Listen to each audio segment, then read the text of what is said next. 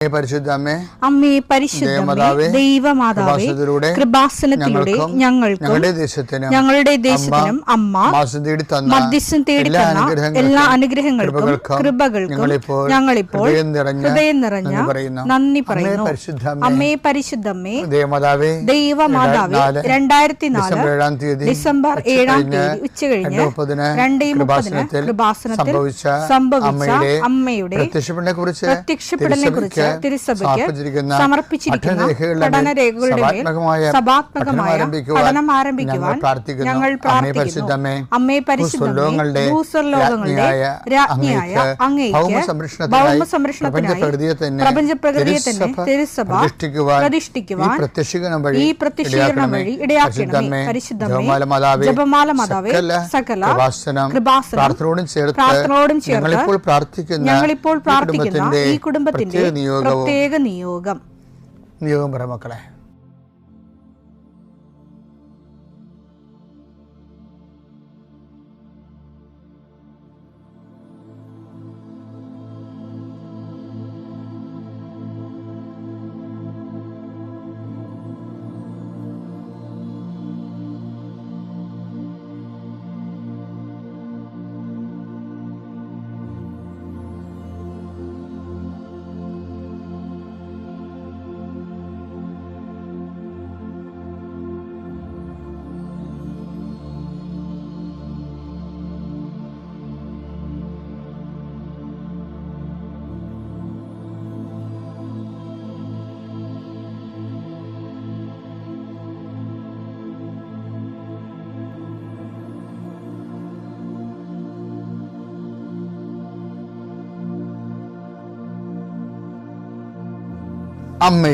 അമ്മയുടെ പ്രത്യക്ഷീകരണത്തിന്റെ ഈ അനുഗ്രഹവേളയിൽ ഞങ്ങൾക്ക് സാധിച്ചു തരുവാൻ കനിയണമേ. ആമേൻ. വിശ്വാസ പ്രമാണം. സർവശക്തനായ പിതാവും ആകാശത്തിന്റെയും ഭൂമിയുടെയും സൃഷ്ടാവുമായ ദൈവത്തിൽ ഞാൻ വിശ്വസിക്കുന്നു. അവിടുത്തെ ഏകപുത്രനും ഞങ്ങളുടെ കർത്താവുമായ ഈശോമിശിഹായിലും ഞാൻ വിശ്വസിക്കുന്നു. ഈ പുത്രൻ പരിശുദ്ധാത്മാവിനാൽ ഗർഭസ്ഥനായി കന്യകാമറിയത്തിൽ നിന്ന് പിറന്ന് പൊന്തിയോസ് പീലാത്തോസിന്റെ കാലത്ത് പീഡകൾ സഹിച്ച് കുരിശിൽ തറയ്ക്കപ്പെട്ട് മരിച്ച് അടക്കപ്പെട്ട് പാതാളങ്ങളിൽ ഇറങ്ങി മരിച്ചവരുടെ ഇടയിൽ നിന്ന് 3-ാം നാൾ ഉയർത്ത് സ്വർഗത്തിലേക്ക് എഴുന്നള്ളി സർവശക്തിയുള്ള പിതാവായ ദൈവത്തിന്റെ വലതുഭാഗത്തിരിക്കുന്നു. അവിടെ നിന്ന് ജീവിക്കുന്നവരെയും മരിച്ചവരെയും വിധിക്കുവാൻ വരുമെന്നും ഞാൻ വിശ്വസിക്കുന്നു. പരിശുദ്ധാത്മാവിലും ഞാൻ വിശ്വസിക്കുന്നു. വിശുദ്ധ കത്തോലിക്കാ സഭയിലും പുണ്യവാന്മാരുടെ ഐക്യത്തിലും പാപങ്ങളുടെ മോചനത്തിലും ശരീരത്തിന്റെ ഉയർപ്പിലും നിത്യമായ ജീവിതത്തിലും ഞാൻ വിശ്വസിക്കുന്നു. ആമേൻ. സുഖസ്ഥനായ ഞങ്ങളുടെ പിതാവേ, അങ്ങയുടെ നാമം പൂജിതമാകണമേ. അങ്ങയുടെ രാജ്യം വരണമേ. അങ്ങയുടെ തിരുമനസ് സ്വർഗത്തിലെ പോലെ ഭൂമിയിലും ആകണമേ. അന്നു വേണ്ടുന്ന ആഹാരം ഇന്ന് ഞങ്ങൾക്ക് തരണമേ. ഞങ്ങളോട് തെറ്റ് ചെയ്യുന്നവരോട് ഞങ്ങൾ ക്ഷമിക്കുന്നത് പോലെ ഞങ്ങളുടെ തെറ്റുകൾ ഞങ്ങളോടും ക്ഷമിക്കണമേ. ഞങ്ങളെ പ്രലോഭനത്തിൽ ഉൾപ്പെടുത്തരുതേ, തിന്മയിൽ ഞങ്ങൾ രക്ഷിക്കണമേ. ആമേൻ. നന്മ നിറഞ്ഞ മറിയമേ, സ്വസ്തി. കർത്താവ് അങ്ങയുടെ കൂടെ സ്ത്രീകളിൽ അങ്ങ് അനുഗ്രഹിക്കപ്പെട്ടവളാകുന്നു. അങ്ങയുടെ ഉദരത്തിൻ ഫലമായി ഈശോ അനുഗ്രഹിക്കപ്പെട്ടവനാകുന്നു. പരിശുദ്ധ മറിയമേ, തമ്പുരാന്റെ അമ്മേ, പാപികളായ ഞങ്ങൾക്ക് വേണ്ടി ഇപ്പോഴും ഞങ്ങളുടെ മരണസമയത്തും തമ്പുരാനോട് അപേക്ഷിക്കണമേ. ആമേൻ. കർത്താവിന്റെ ഉന്നതമായ നാമത്തിന് സ്വസ്ഥം ചെയ്യും. കർത്താവിന്റെ വിശുദ്ധ പൗരോഹിത്യത്തെ മഹത്വപ്പെടുത്തണമേ. കർത്താവ് സഭയിലുള്ള സാന്നിധ്യം പ്രകടമാക്കണമേ. ഈശോയെ, ഈ ആഴ്ചയിലെ അങ്ങയുടെ കാരുണ്യം കണ്ണുനീരോടെ ആഗ്രഹിക്കുന്നുണ്ട്. ഈശോയെ, മുട്ടിന് താഴേക്ക്, കാൽമുട്ടിന് താഴേക്ക്, തുടയിലേക്ക് നീര് പൊങ്ങിക്കിടക്കണ കണ്ട് കർത്താവ്യത്തെ സ്പർശിക്കും. അവർക്ക് എഴുന്നേക്കാൻ പാടില്ല, ഇരിക്കണവര്. കർത്താവെ, അങ്ങനെയുള്ള എല്ലാവരും നീ സ്പർശിക്കണം. പ്രാർത്ഥിക്കണമെന്നും പ്രാർത്ഥിച്ച് അത് സുഖപ്പെട്ടിട്ട് ജോലി ചെയ്യണമെന്ന് ആഗ്രഹിക്കുന്ന എല്ലാവരെയും നീ സ്പർശിക്കണേ കർത്താവെ. കർത്താവെ, യാത്രയുള്ള മക്കളെ ഞാൻ ഏൽപ്പിച്ച് പ്രാർത്ഥിക്കുന്നു. കർത്താവെ, വിദേശത്തേക്ക് യാത്ര ചെയ്യുന്നവരും സ്വദേശത്തേക്ക് യാത്ര ചെയ്യുന്നവരും ജോലി സംബന്ധമായി യാത്ര ചെയ്യുന്നവരും യാത്ര മുടങ്ങിപ്പോരുണ്ട്. ഈശോയെ, കാലുകൾ ഉദച്ചും വാഹന അപകടത്തിലും മരത്തിൽ നിന്ന് വീണും പലരും ഈ ദിവസങ്ങളിൽ അവരുടെ ഫോട്ടോയും കൂടെ എൻ്റെ അടുത്ത് വന്ന് അവരെല്ലാം ഞാനിപ്പോൾ ഓർത്ത് പ്രാർത്ഥിക്കണം. ഈശോയെ, ഈശോ നിൻ്റെ തിരുകുർബാന വലതുകരം ആണിപ്പടുതാർന്ന അത്ഭുതകരം കിടപ്പ് രോഗികളുടെ മേൽ നീ നീട്ടണമെന്ന് പ്രാർത്ഥിക്കുന്നു. അടിപ്പിണർ പോലെ വൈദാഘാതം പോലെ ദൈവിക ശക്തി അവരിലേക്ക് ആവഹിക്കണമേ എന്ന് പ്രാർത്ഥിക്കുന്നു. നീ പോകുന്നിടത്തെല്ലാം നിന്റെ കൂടെ ഞാനുണ്ടാകുന്ന നല്ല ചില കർത്താവേ, നിന്റെ ചൈതന്യം അവരിലേക്ക് ആവശ്യിക്കുകയും എൻ്റെ പ്രാർത്ഥനയിൽ ആശ്രയിച്ചിരുന്ന് പ്രാർത്ഥിക്കുമ്പോൾ എൻ്റെ കാര്യം അച്ഛൻ പറഞ്ഞില്ലല്ലോ എന്ന് ഓർത്ത് ഇപ്പം സങ്കടപ്പെടുന്നവരെ അവർ മനസ്സിൽ വിചാരിക്കുന്ന കാര്യത്തിൻ്റെ മേലെ മാതാവിൻ്റെ മധ്യസ്ഥത്തിൽ യേശു നാമത്തിലെ വിടുതൽ ലഭിക്കട്ടെ. പിതാപുത്രനും പരിശുദ്ധാത്മാവിനെ നീക്കുവാമേ. കഴിഞ്ഞ ദിവസങ്ങളിലൊക്കെ നമ്മൾ രമ്യ വർഗീസിനെ കുറിച്ച് പറഞ്ഞു. രമ്യ വർഗീസിൻ്റെ സാക്ഷ്യത്തിലെ ചില ജീവിത നിരീക്ഷണങ്ങളുണ്ട്. ഇപ്പോൾ ഈ എഡ്യൂക്കേറ്റഡ് ആയിട്ടുള്ള ആൾക്കാർ സാക്ഷ്യം പറയുമ്പോൾ അവരാണ് ഇങ്ങനെ ഈ ഉടമ്പടി is a way of life, covenant is a way of life എന്നൊക്കെ പറയണത്. അല്ല, ജോസഫ് അച്ഛൻ പറഞ്ഞു കൊടുത്തതല്ല അവരോട്. അവർ ജീവിച്ചു വന്നപ്പോൾ അവർക്ക് മനസ്സിലായി ഇതൊരു ജീവിത വഴിയാണ്, ജീവിത രീതിയാണ്. ഇപ്പം രമ്യ വർഗീസ് അങ്ങനെയല്ല പറയണത്. രമ്യ വർഗീസ് പറഞ്ഞത് ഉടമ്പടി നമ്മൾ തളർന്ന് വരുമ്പോൾ ചാരിക്കിടക്കാനുള്ള ഒരു ഇടമാണ് ഉടമ്പടിയെന്ന്. അതായത് സഹനങ്ങളിൽ തളരുമ്പോൾ ചാരിക്കിടക്കാനുള്ളൊരു ഇടമാണ്, ഒരാശ്വാസ ഇടമാണ് ഉടമ്പടി. അതെന്താ അവരങ്ങനെ പറയണമെന്ന് വെച്ച് കഴിഞ്ഞാൽ അവർ ഭർത്താവിൻ്റെ മരണത്തിന് ശേഷം ഓരോ വളർച്ചയ്ക്ക് മുമ്പ് നമ്മൾക്കിന്ന് പ്രയർ ഡ്രോ ചെയ്യാൻ വേണ്ടി, പുണ്യങ്ങൾ പുരോഗമിക്കാൻ വേണ്ടി ദൈവം ചില പ്രോബ്ലംസ് നമുക്ക് തരും, പസിൽസ് തരും. അപ്പോൾ നമ്മളത് ചെയ്യണം. ഇപ്പോൾ രമ്യ വർഗീസിനെ സംബന്ധിച്ചിടത്തോളം, ഇപ്പോൾ രമ്യ വർഗീസ് ഭർത്താവ് മരിച്ചു കഴിയുമ്പോൾ ഭർത്താവിന് ഈശോട് പറയുമേ, 3 കുഞ്ഞുങ്ങളുണ്ടല്ലേ, വളർത്തണമല്ല, എന്തെങ്കിലും മാർഗമുണ്ടോ?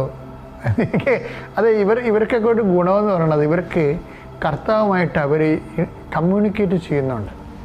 എനിക്കറിയാവില്ല, ദൈവത്തിൻ്റെ ബന്ധത്തിൽ ഇപ്പോൾ ഈ ഉടമ്പടിത്തെ നാളെ നമ്മൾ സാക്ഷികളെ കേട്ടവർക്ക് മനസ്സിലായത് ഒത്തിരി മനുഷ്യർ അവരുടെ ഒരു വീട്ടിലെ അംഗത്തെ പോലെയാണ് അമ്മയുടെ കൂടെ ജീവിക്കുന്നത്. അമ്മയുടെ കൂടെ അവർ ഡയറക്റ്റായിട്ട് സംസാരിക്കുന്നു. അവിടെ അമ്മ വേണമെന്നില്ല, അമ്മയുടെ ചിത്രം പോലും വേണമെന്നില്ല. പക്ഷേ അമ്മ കേൾക്കുന്നുണ്ടെന്നവർക്ക് അവിടെ മനസ്സ് അവരോട് പറഞ്ഞുകൊണ്ടിരിക്കും, നീ പറ, അമ്മ കേൾക്കുന്നുണ്ട് എന്ന് പറയും. അങ്ങനെ ഒരു വലിയ ബന്ധം ഈ ആൾക്കാരുമായിട്ടുണ്ട്. അപ്പോൾ രമ്യ പറഞ്ഞ് കുഞ്ഞുങ്ങളും 3 ഉണ്ടല്ല, എന്നെ വളർത്തണ്ടേ, ഞാൻ എന്ത് ചെയ്യുമെന്ന് ചോദിച്ചു. എന്നിട്ട് ഇവൾ പറഞ്ഞത് എൻ്റെ 2 PSC റാങ്കിലെ ലിസ്റ്റും ക്യാൻസലായിപ്പോയി, കിട്ടിയില്ല ജോലി എന്ന് പറയും. ഉടനെ അത് പറഞ്ഞതേ ഉള്ളൂ. പിറ്റേ ആഴ്ച വേറെ 2 ലിസ്റ്റ് കൊടുത്തു. ലിസ്റ്റ് കൊടുത്തപ്പോൾ അതിലെന്ന് പറയണത് ഇവളൊക്കെ പിക്കപ്പ് ചെയ്ത് അവൾ നല്ല ശമ്പളത്തിൽ ജോലിക്ക് കയറി. നമ്മളിങ്ങനെ ഭയങ്കരമായിട്ട് പറയുന്ന സാധനങ്ങളൊക്കെ ചുമ്മാ ഇങ്ങനെ ഈസിയായിട്ട് ഇളക്കിയാണ്. അപ്പോൾ വേറെ രസമുണ്ട്, എനിക്ക് ഇഷ്ടപ്പെട്ടതെന്ന് വെച്ചാൽ പിന്നെ പറഞ്ഞ് ഈ ജോലിക്ക് പോകാൻ തുടങ്ങിയപ്പോഴാണല്ലോ സംഗതി കുഴപ്പത്തിലായെന്ന് മനസ്സിലായത്. എന്ന് വെച്ചാൽ ഇപ്പം മാതാപിതാക്കന്മാരും വളരെ പ്രായമാണ്. പിന്നെ പിള്ളേർ 3 കിളന്തകളാണ്. അതിലൊന്ന് പിള്ളേർ സ്കൂളിലും പിന്നെ താഴത്തെ കുഞ്ഞു ക്ലാസ്സിലും പോണ പിള്ളേരാണ്. ഈ കക്ഷികൾ വീട്ടിൽ എന്തൊരു പരവേശമാണ് അമ്മമാർക്ക്. ഈ കക്ഷികൾ വീട്ടിൽ വരണ മുമ്പ് അമ്മമാർ വരണം. പക്ഷേ അമ്മയുടെ ജോലി എന്ന് പറഞ്ഞാൽ 90 കിലോമീറ്റർ അകലെയാണ്. അപ്പോൾ കയറിയ പാട്ടിൽ അതൊന്ന് ട്രാൻസ്ഫർ ചെയ്ത് 5 കൊല്ലത്തിനുള്ളിൽ പാടാണ്. അപ്പോൾ പ്രശ്നം അതൊന്നുമല്ല. ഈശോട് പറഞ്ഞു, ഈശോ ഞാൻ വന്നു കയറുമ്പോൾ സന്ധ്യയാകും, പക്ഷേ അപ്പനും അമ്മയൊക്കെ ഇവിടെ സേഫ് ആകണ്ടേ. ഇത് നിലമ്പൂരാണ്, വനത്തിൻ്റെ അരികിലാണ്. വെള്ളപ്പൊക്കവും മഴയും പിന്നെ വന്യമൃഗങ്ങളുടെ ഉപദ്രവങ്ങളൊക്കെ ഉണ്ട്. ഇപ്പം എന്നെ ഒന്ന് ഇവിടുന്ന് മാറ്റുക, ആൾക്കാരൊക്കെ ഉള്ള സ്ഥലത്തേക്ക് കൊണ്ടുപോകാമെന്ന് ചോദിച്ചു. അപ്പോൾ പറഞ്ഞപ്പോൾ അനിയത്തി വിളിച്ച്, ചേച്ചിക്കൊരു വീഡിയോ ഞാൻ കണ്ടിട്ടുണ്ട് കേട്ടോ, ചേച്ചി വന്ന് നോക്കുമെന്ന് പറയും. അപ്പോൾ ഇവർ തമ്മിൽ കമ്മ്യൂണിക്കേഷൻ ഉണ്ടോ നമുക്കറിയത്തില്ല. അവിടെ വർത്തമാനം കേട്ടുകഴിഞ്ഞാൽ കമ്മ്യൂണിക്കേഷൻ ഇല്ല. ഇവരിതിന് വേണ്ടി ചെയ്യുന്ന പെട്ടെന്നാണ് സംഭവം. പിന്നെ ടൗണിൽ പെട്ടെന്ന് വീട് കണ്ടപ്പോൾ തന്നെ രമ്യക്ക് ഇഷ്ടപ്പെട്ടു. കർത്താവ് സെറ്റ് ചെയ്യുന്ന വീട്. അപ്പോൾ കൊണ്ട് ഉപ്പ് ഇട്ടേച്ചും ഉടമ്പടി ഉപ്പ് ഇട്ടേച്ചും പറഞ്ഞ് എൻ്റെ അവകാശമല്ല, എൻ്റെ അവകാശം എഴുതി നിനക്ക് തരണമെന്ന് പറഞ്ഞു. ആർക്ക്? ഈശോയ്ക്ക്. വീട് നിൻ്റെ ഉടമസ്ഥയിലാണ്. അവരിങ്ങനെ അവരിങ്ങനെ ജീവിക്കണം. അങ്ങനെ ജീവിക്കുന്ന കുറേ മനുഷ്യരുണ്ട്. കർത്താവുമായിട്ട് ഉടമ്പടി ഏറ്റവും വലിയ വിഷയം നല്ലൊരു പെർഫെക്റ്റ് റിലേഷനിലേക്ക് ദൈവമായിട്ട് വരുന്നു എന്നുള്ളതാണ്. കാര്യം ഉടമ്പടി ഉള്ള കാര്യങ്ങൾ തന്നെ വൃത്തിമേനായിട്ട് ചെയ്താൽ തന്നെ നമ്മൾ ഓട്ടോമാറ്റിക്കായിട്ട് നല്ല റിലേഷനിലേക്ക് വരും ദൈവമായിട്ട്. കമ്മ്യൂണിക്കബിൾ ജോസഫച്ചൻ അതിനെ വിളിക്കുന്നത്, ഞാൻ അതിനെ വിളിക്കുന്നത് കമ്മ്യൂണിക്കബിൾ റിലേഷൻ എന്നാണ്. റിലേഷനൊക്കെ ഒത്തിരി ഉണ്ട്. ആൾക്കാർക്ക് പാസീവ് ഉണ്ട്, ആക്റ്റീവ് ഉണ്ട്. കമ്മ്യൂണിക്കബിൾ റിലേഷൻ എന്ന് പറയുന്നത് നമ്മൾ സംസാരിച്ച ദൈവം സംസാരിക്കുക ഇങ്ങോട്ട്. പുറപ്പാട് 33:11 അതിമനോഹരമായ വചനമുണ്ട് ഇതുമായിട്ട് ബന്ധപ്പെട്ട്. അത് വായിച്ചത് സ്നേഹിതനോടെന്ന പോലെ കർത്താവ്. കേട്ടോ, സ്നേഹിതനോടെന്ന പോലെ കർത്താവ്. ഇത് ഏത് കർത്താവാണെന്ന് അറിയാവാ? ഈശോ കർത്താവല്ലേ. ഇത് പിതാവായ ദൈവമാണ്. പിതാവ് ദൈവം വെച്ചാൽ മോസ്റ്റ് റിസർവ്ഡാണ്. പക്ഷെ മോസസിനോട് എന്താണ് സംഭവിച്ചിരിക്കുന്നത്? മോശസിനോട് എന്ത് ചെയ്യുന്ന പറഞ്ഞാൽ കർത്താവ് മോശയോട് മുഖാഭിമുഖം സംസാരിച്ചിരുന്നു.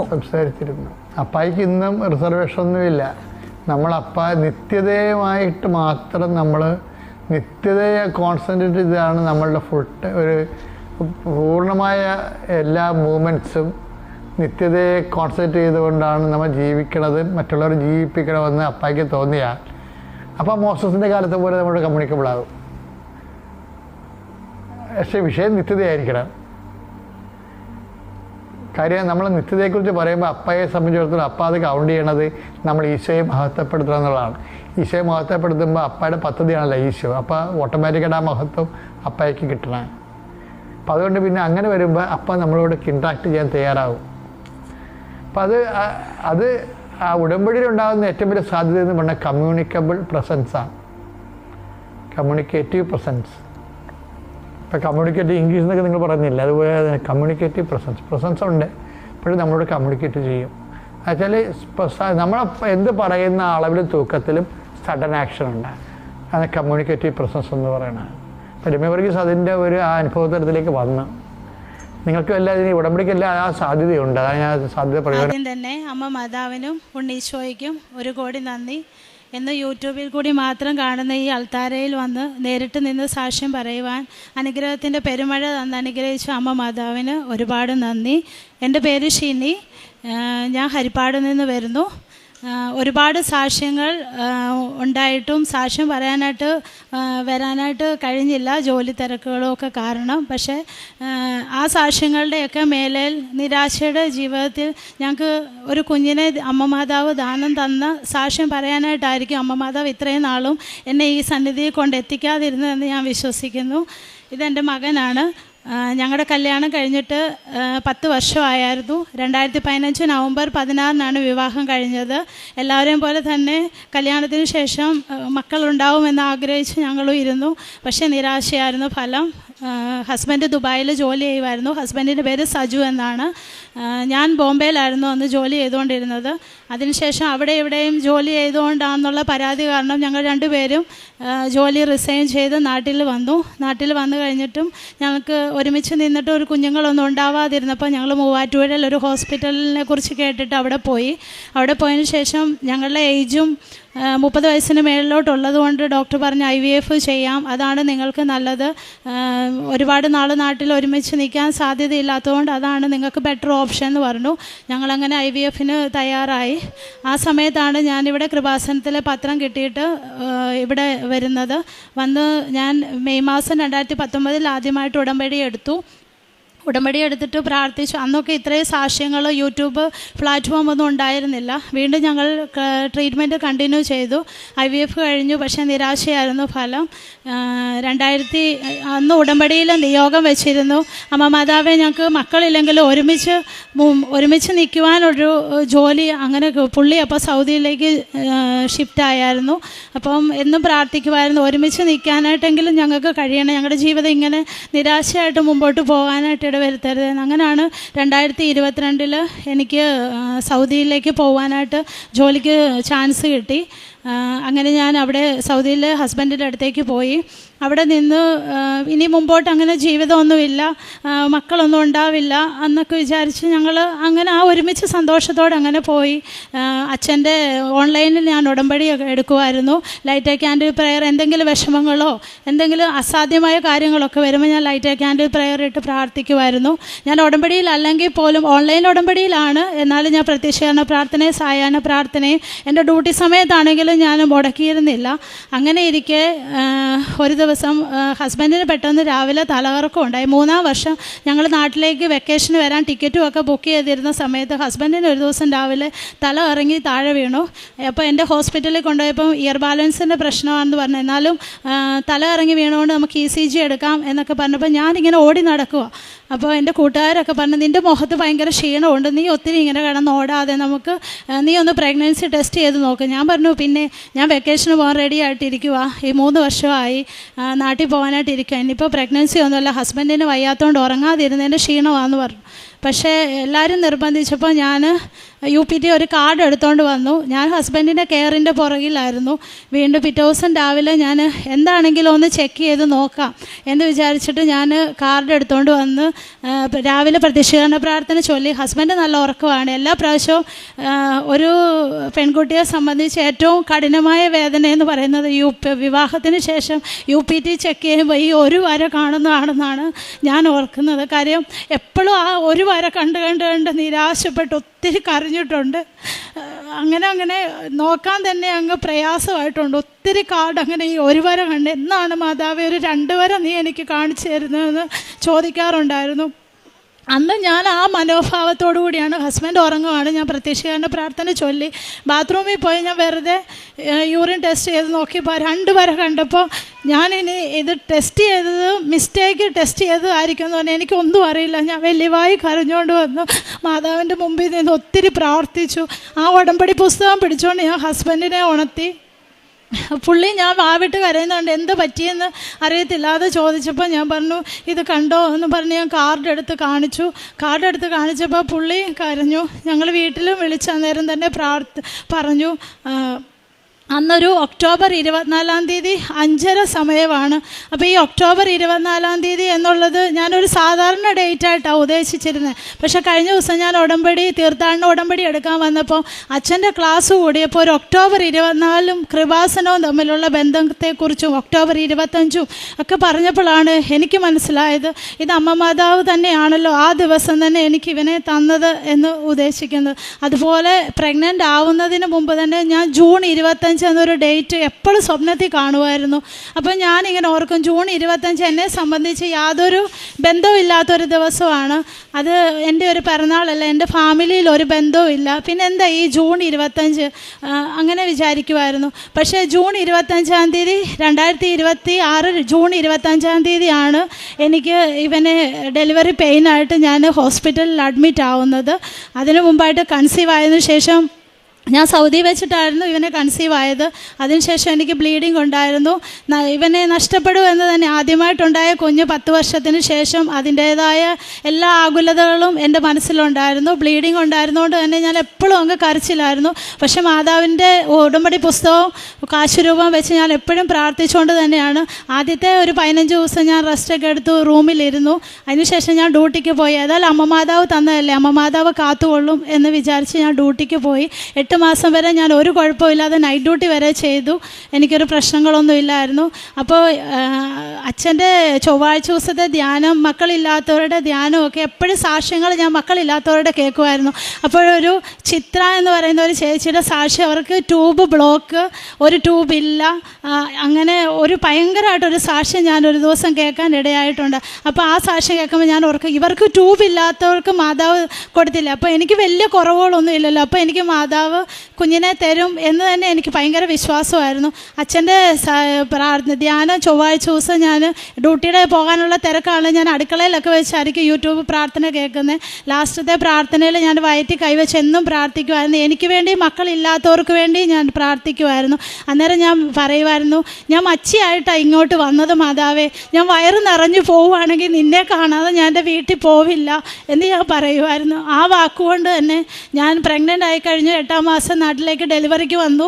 ഇവിടെ ബൈപ്പാസ് റോഡൊക്കെ വർക്ക് നടക്കുന്നതുകൊണ്ട് ഭയങ്കര ട്രാഫിക്കാണ്, കട്ടറാണ് എന്നൊക്കെ പറഞ്ഞു. പക്ഷെ ഞാൻ പറഞ്ഞു ഇല്ല, മാതാവിന് ഞാൻ കൊടുത്ത വാക്കാണ്, മാതാവിനെ കാണാതെ ഞാൻ ഗർഭിണിയാണ്, വീട്ടിൽ പോവില്ല, അതുകൊണ്ട് ഞാൻ ഇവിടെ വന്നേ പോകൂ എന്ന് പറഞ്ഞ് ഞാൻ ഇതുവഴി തന്നെ വന്നു. 7 മണിക്ക് ഫ്ലൈറ്റ് ഇറങ്ങി 11 മണിയായപ്പോഴാണ് ഞാൻ ഇവിടെ വന്നത്. ഗേറ്റൊക്കെ അടച്ചിട്ടുണ്ടായിരുന്നു, ഭയങ്കര ഇരുട്ടുമൊക്കെ ആയിരുന്നു. എന്നാലും ഞാൻ അവിടെ കാർ ഇറങ്ങി ഇവിടെ വന്നു ഈ ഗേറ്റിന് മുമ്പിൽ മാതാവിൻ്റെ രൂപത്തെ നോക്കി ഞാൻ പ്രത്യക്ഷീകരണ പ്രാർത്ഥനയും ചൊല്ലി നേർച്ചയിട്ടിട്ട് ഞാൻ പോയി. എനിക്ക് ഇത്രയും വലിയ ക്രൗഡിലോട്ടൊന്നും അത്രയും യാത്ര ചെയ്ത് വരാനായിട്ടൊന്നും കഴിയുന്നില്ലായിരുന്നു ആ അവസ്ഥയിൽ. അത് കഴിഞ്ഞ് ഞാൻ ഡെലിവറിക്ക് മുണ്ടക്കയത്തിന് പോയി. എൻ്റെ നാട് മുണ്ടക്കയമാണ്. അവിടെ പോയി ഡെലിവറി കുറച്ച് കോംപ്ലിക്കേറ്റഡ് ആയിരുന്നു. മാതാവ് സ്വപ്നത്തിൽ കാണിച്ചു തന്ന പോലെ ജൂൺ 25 രാത്രിയിലാണ് എനിക്ക് ഡെലിവറി പെയിൻ വന്ന് ഞാൻ ഇവനെ ഹോസ്പിറ്റലിൽ ഡെലിവറിക്ക് വേണ്ടി പോകുന്നത്. അവിടെ നിന്ന് കുറച്ച് കോംപ്ലിക്കേഷനൊക്കെ ഉണ്ടായിരുന്നു. സിസേറിയൻ ആയിരുന്നു. ഇവന് ഹാർട്ട് റേറ്റ് പെട്ടെന്ന് കുറഞ്ഞു പോയതുകൊണ്ട് അവർ എമർജൻസി സിസേറിയന് വേണ്ടി ജൂൺ 26 രാവിലെ സിസേറിയൻ എടുക്കുമായിരുന്നു. ഡെലിവറിക്ക് ശേഷം കുഞ്ഞിന് കുറച്ച് ഇൻഫെക്ഷനും കാര്യങ്ങളും ഉള്ളതുകൊണ്ട് ഇവനെ മിത്തേരെന്ന് പറയുന്ന ഹോസ്പിറ്റലിലോട്ട് ഷിഫ്റ്റായി. ഞാൻ അവിടെ തന്നെയായിരുന്നു. അവിടുന്ന് എനിക്ക് ഡെലിവറിയുടെ കോംപ്ലിക്കേഷൻ എന്ന് പറഞ്ഞ പോലെ ബ്ലഡ് ക്ലോട്ട് ഉണ്ടായിരുന്നു വയറിനുള്ളിൽ. അതുമെല്ലാം മാതാവിൻ്റെ പ്രാർത്ഥന കൊണ്ട് അതെല്ലാം മുമ്പോട്ടും എല്ലാം മാറ്റി തന്നു. ഇതാണ് എൻ്റെ മകൻ എസക്കിയേൽ എന്നാണ്. എസക്കിയേൽ എന്ന് പറഞ്ഞാൽ ദൈവം ശക്തീകരിച്ചു എന്നാണ്. ഇവനാണ് എൻ്റെ എസക്കിയേൽ. ഞാൻ ഇവന് വേണ്ടിയിട്ടാണ് പൂർണ്ണ സന്തോഷവതിയായിട്ട് ഇവിടെ നിന്നുകൊണ്ട് പറയുന്നത്. മുമ്പോട്ടും ഇവനെ അമ്മ മാതാവിൻ്റെ കരങ്ങളിൽ ഏൽപ്പിച്ചു കൊടുത്തിരിക്കുന്നു. അവനെ അമ്മ മാതാവ് ഞാൻ എന്നും പ്രാർത്ഥിക്കും, ഞാൻ അവൻ്റെ അമ്മയായാലും നീയാണ് അവൻ്റെ ആദ്യത്തെ അമ്മ, നീ നോക്കണേന്ന്. ഞാൻ ജോലിക്കായിട്ട് ഇവനെ നാട്ടിൽ വിട്ടിട്ടാണ് ഇപ്പോൾ പോകാൻ തുടങ്ങുന്നത്. പക്ഷേ അമ്മ മാതാവ് ഇവനെ സംരക്ഷിക്കുമെന്ന് എനിക്ക് നല്ല ഉറപ്പുണ്ട്. അതുപോലെ ഞാൻ സൗദിക്ക് എക്സാം എഴുതിയപ്പോഴും എക്സാം ഭയങ്കര ടഫായിരുന്നു. 3.5 മണിക്കൂറുള്ള എക്സാം എനിക്ക് ഭയങ്കര പാടായിരുന്നു. ക്വസ്റ്റ്യൻസൊക്കെ പോലും സമയത്തിന് വായിച്ച് തീർക്കാൻ പറ്റുന്നുണ്ടായിരുന്നില്ല. ആകെ ഇനി 1/2 മണിക്കൂർ 35 ക്വസ്റ്റ്യന് നിന്നപ്പോൾ ഞാൻ നോക്കുമ്പോൾ എൻ്റെ അടുത്തിരിക്കുന്ന എല്ലാവരും എഴുന്നേറ്റ് പോകുന്നു, ഞാൻ മാത്രം ഇങ്ങനെ ഇരിക്കുക.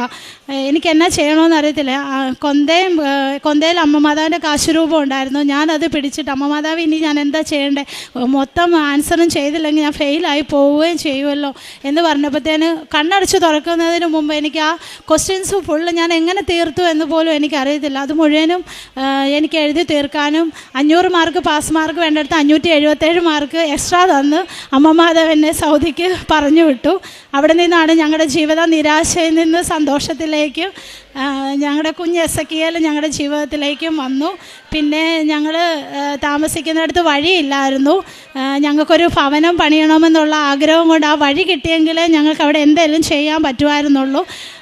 ആ സ്ഥലമുള്ള ആൾ പുറത്തൊക്കെ സ്ഥലം കൊടുക്കുന്നതെന്ന് പറഞ്ഞാലും ഞങ്ങളോട് ആ സ്ഥലം കൊടുക്കുന്നതായിട്ട് പറയില്ല, കാര്യം ഞങ്ങൾ ആവശ്യക്കാരായതുകൊണ്ട്. അന്നേരം ഞാനൊരു ദിവസം എൻ്റെ ഹസ്ബൻഡിന് ഭയങ്കര ആഗ്രഹമായിരുന്നു ആ സ്ഥലം കിട്ടണമെന്നത്. അന്നേരം ഒരു ദിവസം സന്ധ്യയ്ക്ക് ഞാൻ പ്രാർത്ഥിച്ച് കഴിഞ്ഞിട്ട് കൃപാസനത്തിലെ ഉപ്പും കാശുരൂപവും കൈപ്പിടിച്ചിട്ട് ഞാൻ അതിലേ പോയി. അവരവിടെ ഇല്ലായിരുന്നു. ഞങ്ങളുടെ സ്ഥലം അവരുടെ വീടും ചേർന്ന് കിടന്നുകൊണ്ട് ഞാൻ ഞങ്ങളുടെ സ്ഥലത്തൂടെ നടന്ന് അവരുടെ വീടിന് ചുറ്റും നടന്ന് ഉപ്പ് വിതറി നന്മ നിറഞ്ഞ മറിയമേ ചൊല്ലി അവരുടെ നടുമുറ്റത്ത് ചെന്ന് കുരിശ് ഉപ്പ് വിതറി കുരിശ് വരച്ചിട്ട് ആ വീടിനോട് ചേർന്ന് നിന്ന് ഞാൻ പറഞ്ഞു, ഈ സ്ഥലം ഞങ്ങൾക്ക് തന്നെ തരണേ, ഇത് കൈവിട്ട് പോവല്ലേ എന്ന് പറഞ്ഞു.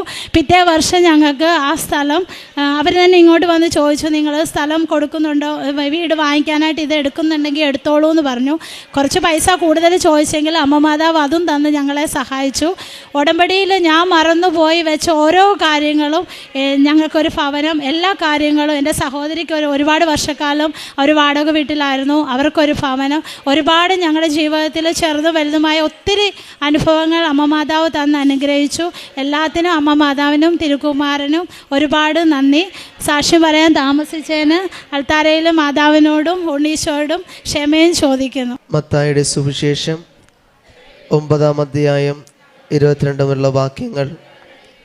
യേശു തിരിഞ്ഞ് അവളെ നോക്കി അരുളി ചെയ്തു, മകളെ, ധൈര്യമായിരിക്കുക, നിന്റെ വിശ്വാസം നിന്നെ രക്ഷിച്ചിരിക്കുന്നു.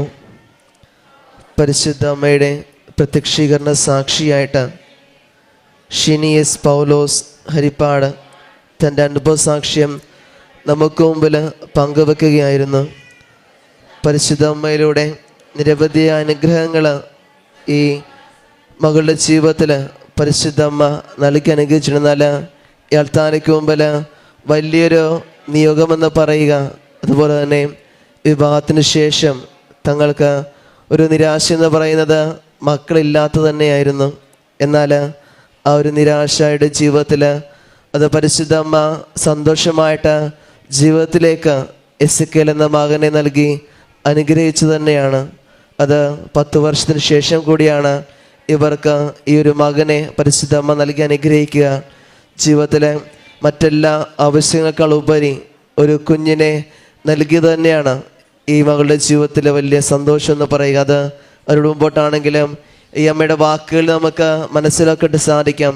എപ്രകാരം കടന്നുപോയ ജീവിതാവസ്ഥകളിലും സങ്കടങ്ങളിലുമൊക്കെ പരിശുദ്ധ അമ്മയോട് ചേർന്ന ഉറച്ച വിശ്വാസം തന്നെയാണ് ഈ അൾത്താരയ്ക്ക് മുമ്പിൽ ഈ മകളെ സാക്ഷിയാക്കുവാനായിട്ട് പരിശുദ്ധ അമ്മ അനുഗ്രഹിക്കുക ചെയ്തത്. അതുപോലെ തന്നെ നിരവധി അനുഗ്രഹങ്ങൾ വഴി സംബന്ധമായ കാര്യങ്ങളാണെങ്കിലും ദുബായിലേക്ക് വളരെ കുഞ്ഞിന് ജന്മം നൽകുന്നതിന് മുമ്പ് ജീവിത പങ്കാളിയുമായിട്ട് ഒരുമിച്ചായിരിക്കാം, ഒരുമിച്ച് ജീവിക്കാം എന്നുള്ള ചിന്ത തന്നെ. അതുകൊണ്ട് തന്നെ അതിനു മുമ്പായിട്ട് കടന്നു പോകുന്ന രീതിയിൽ എക്സാമൊക്കെ പാസ്സാകണം. അതൊക്കെ പരിശുദ്ധ അമ്മയോട് ചേർന്ന് കൊണ്ടുള്ള ഒരു ഉറച്ച വിശ്വാസം തന്നെയാണ്. ഒരു എക്സാമൊക്കെ പാസ്സായിക്കൊണ്ട് തിരിച്ച് ദുബായിലേക്ക് പോകുവാനൊക്കെ ആയിട്ട് സാധിക്കുകയും ചെയ്തത്. അവിടെ വെച്ചാണ് കൺസീവ് ആകുകയും നാട്ടിൽ വന്ന് കുഞ്ഞിന് ജന്മം നൽകുകയും ചെയ്യുന്നത്. അത് പരിശുദ്ധ അമ്മയുടെ വലിയൊരു ഇടപെടൽ തന്നെയാണ് ഈ അമ്മയുടെ ജീവിതത്തിൽ ഉണ്ടായിരിക്കുന്നത് തന്നെ. പരിശുദ്ധ അമ്മ ഈ മകളുടെ ജീവിതത്തിൽ വലിയൊരു അനുഗ്രഹത്തിലൂടെ ഇവർ അനുഗ്രഹിച്ചതുപോലെ ഇനിയും മുമ്പോട്ടുള്ള ജീവിതത്തിൽ പരിശുദ്ധ അമ്മയുടെ പ്രത്യക്ഷീകരണ സാക്ഷിയായിട്ട് ഈ മകളെ ഇനിയും മാറ്റട്ടെ എന്ന് നമുക്ക് പ്രാർത്ഥിക്കാം. ഒപ്പം ഈ കുടുംബത്തെ പരിശുദ്ധ അമ്മയുടെ പ്രത്യക്ഷീകരണത്തിൻ്റെ സാക്ഷികളായിട്ട് ഇനിയും ഉയർത്തട്ടെ എന്ന് നമുക്ക് പ്രാർത്ഥിക്കുകയും ചെയ്യാം. ഒപ്പം നമ്മുടെ ഓരോ നിയോഗങ്ങളെയും നമ്മുടെ ആവശ്യങ്ങളിലും പരിശുദ്ധ അമ്മ നമ്മളെയും പരിശുദ്ധമ്മയുടെ പ്രത്യക്ഷീകരണത്തിൻ്റെ സാക്ഷികൾ. ഞങ്ങൾ UK സെറ്റിൽഡ് ആണ്. ഞങ്ങൾ കഴിഞ്ഞ ശനിയാഴ്ചയാണ് ഇവിടെ എത്തിയത്. ഡയറക്റ്റ് ഫ്ലൈറ്റ് ഇറങ്ങി നേരെ ഇങ്ങോട്ടാണ് ഞങ്ങൾ വന്നിട്ടുണ്ടായിരുന്നത്. അമ്മയുടെ മാധ്യസ്ഥം വഴി ഈശോപ്പ ഞങ്ങൾക്ക് തന്ന എല്ലാ അനുഗ്രഹങ്ങൾക്കും നന്ദി പറയാൻ വേണ്ടിയാണ് ഞങ്ങൾ ഇങ്ങോട്ട് വന്നിരിക്കുന്നത്. ഞാൻ ആദ്യമായിട്ട് ഉടമ്പടിയിലേക്ക് വരുന്നതെന്ന് വെച്ചാൽ എൻ്റെ ഒരു ഫ്രണ്ടിന് വേണ്ടിയാണ്. ഞങ്ങളുടെ ഒരു ആൻറ്റി ആണ് കൃപാസനത്തെ പറ്റി ഞങ്ങളോട് പറയുന്നത്. അതിനു മുമ്പ് ഞങ്ങളുടെ മമ്മി എന്ന് പറയുന്നത് ഇവിടെ വന്ന് തീർത്ഥാടന ഉടമ്പടി എടുത്തിട്ടുണ്ടായിരുന്നു. പക്ഷേ ഞാൻ ജനിച്ച് വളർന്നതൊരു ഹിന്ദു ആയിട്ടാണ്. ഞാൻ കല്യാണം കഴിച്ചതൊരു ക്രിസ്ത്യാനിയാണ്. ഞാൻ യാതൊരു രീതിയിലും വിശ്വാസത്തിലേക്ക് വന്നിട്ടില്ലായിരുന്നു. പക്ഷേ എൻ്റെ ബെസ്റ്റ് ഫ്രണ്ടിന് ആർത്രൈറ്റിസിൻ്റെ മരുന്ന് കഴിച്ച് കണ്ണിന് കാഴ്ചശക്തി നഷ്ടപ്പെട്ടപ്പോൾ ഞാൻ അവൾക്ക് വേണ്ടി ഉടമ്പടി എടുക്കാമല്ലോ എന്ന് കരുതി. അപ്പോൾ എൻ്റെ ഹസ്ബൻഡ് എന്നോട് പറഞ്ഞായിരുന്നു, അതെന്തായാലും എടുത്താൽ നിനക്ക് ചെയ്യാൻ പറ്റത്തില്ല. അപ്പോൾ ഞാൻ പറഞ്ഞില്ല, അവൾക്ക് വേണ്ടി ഞാൻ എടുക്കും. എനിക്ക് മാതാവ് അതിലൂടെ അവൾക്ക് കാഴ്ചശക്തി തിരിച്ചു കിട്ടുമോ ഇല്ലയെന്ന് എനിക്കൊന്ന് അറിയണോ ഉള്ള രീതിയിലാണ് ഞാൻ എടുത്തത്. പക്ഷേ എന്താ പറയുക, മാതാവിൻ്റെ അനുഗ്രഹം കൊണ്ട് വിത്തിൻ 1 വീക്കിൽ അവൾക്കെന്ന് പറയുന്നത് നല്ല മാറ്റം ഉണ്ടായി. അന്ന് ശനിയാഴ്ച എൻ്റെ കൂടെ അവൾ വന്നിട്ടുണ്ടായിരുന്നു ഇവിടെ സാക്ഷ്യം പറയാൻ വേണ്ടി. ഇപ്പോൾ 99% കാഴ്ചശക്തി പൂർണ്ണമായും തിരിച്ചു കിട്ടി. അവൾക്ക് യാതൊരുവിധ ബുദ്ധിമുട്ടുകളില്ല, ശാരീരികമായ അസ്വസ്ഥതകൾ മാത്രമേ ഉള്ളൂ. അതിലൂടെ ഞങ്ങൾ ഉടമ്പടിയിലേക്ക് വന്നു. ഞാൻ രാവിലത്തെയും വൈകിട്ടത്തെയും പ്രാർത്ഥനകളും ഞങ്ങളുടെ പ്രത്യക്ഷീകരണ പ്രാർത്ഥനയെല്ലാം ഞാൻ പ്രാർത്ഥിക്കുന്നുണ്ടായിരുന്നു. അതിനുശേഷം എന്ന് പറയുന്നത് ഒരു ദിവസം ഞാൻ കിടക്കുന്ന സമയത്ത് എനിക്കൊരു ഡേറ്റ് മാതാവ് പറഞ്ഞു തരുന്നുണ്ടായിരുന്നു, നവംബർ 22. ആ ഡേറ്റ് എന്ന് പറയുന്നത്, ഞാൻ ബൈ പ്രൊഫഷൻ ഒരു സോഫ്റ്റ്വെയർ എഞ്ചിനീയറാണ്. അപ്പോൾ ഞാൻ ഒരുപാട് 1000-ഓളം ആപ്ലിക്കേഷൻസ് ഇടുന്നുണ്ടായിരുന്നു. അപ്പം ഞാൻ കരുതി എനിക്ക് വേണ്ടിയാണ് മാതാവ് ആ ഡേറ്റിൽ ഒരു ജോബ് തരാൻ പോകുന്നതെന്നാണ് ഞാൻ കരുതിയിരുന്നത്. പക്ഷേ അതിനു മുമ്പ് എൻ്റെ ഹസ്ബൻഡ് ഒരു വേക്കൻസിക്ക് സ്കോട്ട്ലൻഡിൽ അപ്ലൈ ചെയ്തിട്ടുണ്ടായിരുന്നു. അപ്പോൾ ഞങ്ങൾക്കത് കിട്ടില്ല എന്ന് കരുതിയിരിക്കുകയായിരുന്നു. ഇതിനു മുമ്പ് ഒരുപാട് പേര് അപ്ലൈ ചെയ്തൊരു വേക്കൻസി ആയിരുന്നു. അപ്പോൾ ഞങ്ങൾ അതിനെപ്പറ്റി മറന്നിരിക്കുന്നൊരു സമയത്തായിരുന്നു ആ നവംബർ 22 രാത്രി ഒരു 8:30 ആയപ്പോൾ ഞങ്ങൾക്ക് അവിടുത്തെ ഓഫീസിൽ നിന്ന് കോൾ വന്നിട്ടുണ്ടായിരുന്നു, ഷാൽവിക്ക് അത് സെലക്ട് ആയിട്ടുണ്ട്, ട്രെയിനിങ്ങിന് എന്നാ വരാൻ പറ്റുന്നതെന്ന് ചോദിച്ചു. അങ്ങനെ ഞങ്ങൾ അതിന് പോകാൻ വേണ്ടി തീരുമാനിച്ചു. ഞങ്ങൾ ശരിക്കും പറഞ്ഞാൽ ഷാൽവി അതിൻ്റെ ട്രെയിനിങ്ങിന് പോയ സമയത്ത് ഞാൻ ഉപ്പ് കൊടുത്തു വിട്ടിട്ടുണ്ടായിരുന്നു ഷാൽവിയുടെ കയ്യിൽ. ഷാൽവി അവിടുത്തെ വെയർ ഹൗസിൽ ഉപ്പിട്ട് പ്രാർത്ഥിച്ചു. പക്ഷേ ട്രെയിനിങ്ങിൻ്റെ ലാസ്റ്റ് ഡേയിൽ എന്ന് പറയുന്നത് ഷാൽവിക്ക് നല്ലപോലെ പെർഫോം ചെയ്യാൻ പറ്റിയില്ല. അപ്പോൾ അൺഫോർച്ചുനേറ്റ്ലി ആ ജോബ് കിട്ടില്ലെന്ന് അവിടുത്തെ ഓണർ തന്നെ പറയുന്നുണ്ടായിരുന്നു. അതിനുശേഷം ഞങ്ങളുടെ ജീവിതത്തിൽ എല്ലാം നടക്കുന്നത് 22 എന്നൊരു ഡേറ്റിലായിരുന്നു. ഫെബ്രുവരി 22-ാം തീയതി വീണ്ടും അവിടുന്ന് കോൾ വന്നു. ഷാൽവിൻ, എൻ്റെ ഹസ്ബൻഡിൻ്റെ പേര് ഷാൽവിൻ എന്നാണ്, ഷാൽവിൻ നിനക്ക് ഇവിടെ ജോയിൻ ചെയ്യാൻ പറ്റുമോ എന്ന് ചോദിച്ചിട്ടായിരുന്നു കോൾ വന്നിരുന്നത്. അങ്ങനെ ഞങ്ങൾ സ്കോട്ട്ലൻഡിലേക്ക് മൂവ് ചെയ്യാൻ വേണ്ടി തീരുമാനിച്ചു. പക്ഷേ അതിനിടയിൽ ഞാൻ സ്റ്റുഡൻറ്റ് വിസയിലാണ് യു കെയിലേക്ക് മൂവ് ചെയ്തത്. എനിക്ക് എൻ്റെ പ്രൊഫഷനിലേക്ക് ഒരു ജോലി കിട്ടുന്നില്ലായിരുന്നു. അപ്പം ഞാൻ അപ്ലൈ ചെയ്തുകൊണ്ടിരിക്കുന്ന സമയത്ത് ഞാൻ മാതാവിനോട് പറഞ്ഞു, മാതാവേ ഞാൻ സ്കോട്ട്ലൻഡിലേക്ക് മൂവ് ചെയ്യാണ്. ഞങ്ങൾ താമസിച്ച ആദ്യം ലിവർപൂളിലായിരുന്നു. അപ്പോൾ എനിക്ക് ലിവർപൂളിൽ ഒരു ജോലി തന്ന് അനുഗ്രഹിക്കണേ എന്ന് ഞാൻ പ്രാർത്ഥിച്ചിട്ടുണ്ടായിരുന്നു. ഞാനൊരു ഡേറ്റ് ഇട്ടു. ഞങ്ങൾക്ക് എല്ലാം നടക്കുന്നത് 22 ആയതുകൊണ്ട് ഏപ്രിൽ 22 എന്ന് പറഞ്ഞ ഡേറ്റ് ഇട്ട് ഞാൻ പ്രാർത്ഥിച്ചു. ഈ 22 മുമ്പുള്ള 3 ബുധനാഴ്ച മുമ്പ് ഞാൻ നേരത്തെ വർക്ക് ചെയ്ത കമ്പനിയിൽ നിന്ന് കോൾ വന്നു. അതിനുശേഷം 3 റൗണ്ട് ഉണ്ടായിരുന്നു. ആ റൗണ്ട് ഞാൻ പോയ സമയത്തെന്ന് പറയുന്നത് ഞാൻ ഉപ്പ് കൊണ്ടുപോയിട്ടുണ്ടായിരുന്നു. ആ ഓഫീസിൽ പോയ സമയത്ത് ഞാൻ അവിടെ ആരും ചവിട്ടാത്ത സ്ഥലത്ത് ഉപ്പിട്ടു. എൻ്റെ കയ്യിൽ ഒരു തരി ഉപ്പ് ഞാൻ വെച്ചിട്ടുണ്ടായിരുന്നു. ഫസ്റ്റ് എനിക്ക് വന്ന് എൻ്റെ HR വന്ന് എനിക്ക് ഷേക്കേണ്ടി വന്നപ്പോൾ ആ ഉപ്പ് അവരെ കയ്യിലായി. അപ്പോൾ ഒരു തരിയാണ് കൊണ്ടുപോയത്. അപ്പോൾ ഞാൻ വീണ്ടും ഉപ്പെടുത്ത് കൈ വെച്ചിട്ട് വീണ്ടും ഞാൻ വെച്ചപ്പോൾ എൻ്റെ മാനേജർ വന്ന് എനിക്ക് ഷേക്കേണ്ടി വന്നു. അപ്പോഴത്തേക്ക് അപ്പോൾ ഞാൻ വെച്ചു ഇനി എന്തായാലും ഉപ്പ് കൈ വെക്കണ്ട, എന്തായാലും അവരെ കയ്യിലായിട്ടുണ്ടല്ലോ എന്ന് പറഞ്ഞു. കാര്യം ഒരുപാട് ഇൻ്റർവ്യൂ അറ്റൻഡ് ചെയ്ത സമയത്തും നമുക്ക് ബന്ധമില്ലാത്ത കുറേ ടാസ്കുകൾ അവർ തന്നുകൊണ്ടിരുന്നത്. പക്ഷേ ഞാൻ മുമ്പ് എന്താണോ വർക്ക് ചെയ്തിരുന്നത് അതേ രീതിയിലുള്ളൊരു ടാസ്ക് ആയിരുന്നു എനിക്ക് അവർ അസസ്മെൻ്റായിട്ട് തന്നിരുന്നത്. ആ ഇൻ്റർവ്യൂ എനിക്ക് ഏപ്രിൽ 22 ഞാൻ ഡേറ്റ് ഇട്ട ദിവസം തന്നെ എനിക്ക് ഓഫർ ലെറ്റർ കിട്ടുക ചെയ്തിരുന്നത്. അതിനുശേഷം ഞങ്ങൾ സ്കോട്ട്ലൻഡിലേക്ക് മൂവ് ചെയ്യാൻ തീരുമാനിച്ചു. ഞങ്ങൾക്ക് അവിടെ ആരെയും പരിചയമില്ലായിരുന്നു. കാര്യം 2 വർഷത്തോളം ഞങ്ങൾ ഇംഗ്ലണ്ടിലായിരുന്നു താമസിച്ചിരുന്നത്. അവിടെ നിന്ന് പെട്ടെന്ന് അങ്ങോട്ട് പോകുമ്പോൾ ഒരു പരിചയമില്ലാത്ത സ്ഥലത്തേക്ക് പോകുമായിരുന്നു. ഞങ്ങൾ ലിവർപൂളെന്ന് പറയുന്നത് ഞങ്ങൾ ഇംഗ്ലീഷ് കുർബാനയ്ക്കാണ് പോയിക്കൊണ്ടിരുന്നത്. മലയാളം കുർബാനയ്ക്കൊന്നും പോകാൻ പറ്റുന്നില്ലായിരുന്നു. അപ്പോൾ ഞങ്ങൾ എപ്പോഴും പറയുമായിരുന്നു ഇനി ഞങ്ങളൊരു സ്ഥലത്തേക്ക് പോകുമ്പോൾ ഞങ്ങൾക്ക് മലയാളം കുർബാന കൂടാൻ പറ്റണം. ഞങ്ങൾ എപ്പോഴും മാതാവിനോട് പറയുമായിരുന്നു ഞങ്ങൾക്ക് ഞായറാഴ്ചയിൽ മലയാളം കുർബാന കൂടാൻ പറ്റണം, കുമ്പസരിക്കാൻ പറ്റണം. അങ്ങനെ ഓരോ കാര്യങ്ങൾ ഞാൻ മാതാവിനോട് പറയുന്നുണ്ടായിരുന്നു. അങ്ങനെ ഞങ്ങൾ സ്കോട്ട്ലൻഡിലേക്ക് മൂവ് ചെയ്യുന്ന സമയത്ത് വിത്തിൻ 2 ഡേയ്സിലാണ് ഞങ്ങൾക്ക് ഒരുപാട് വീട് നോക്കിയിട്ട് ഒന്നും ശരിയാവുന്നില്ലായിരുന്നു. ഡയറക്റ്റ് പോയാൽ മാത്രമേ നമുക്ക് വീട് അവിടെ റെഡി ആവത്തുള്ളൂ. പക്ഷേ ഡയറക്റ്റ് ലാൻഡ് ലോഡ് തന്നെ ഞങ്ങൾക്ക് ഒരു 2 ദിവസത്തിനുള്ളിൽ ഞങ്ങൾക്ക് വീട് അറേഞ്ച് ചെയ്തു. ഓൺലൈൻ വ്യൂയിങ് ആയി ചെയ്തിരുന്നത്. വീട് റെഡിയായി ഞങ്ങൾ അങ്ങോട്ട് മൂവ് ചെയ്തു.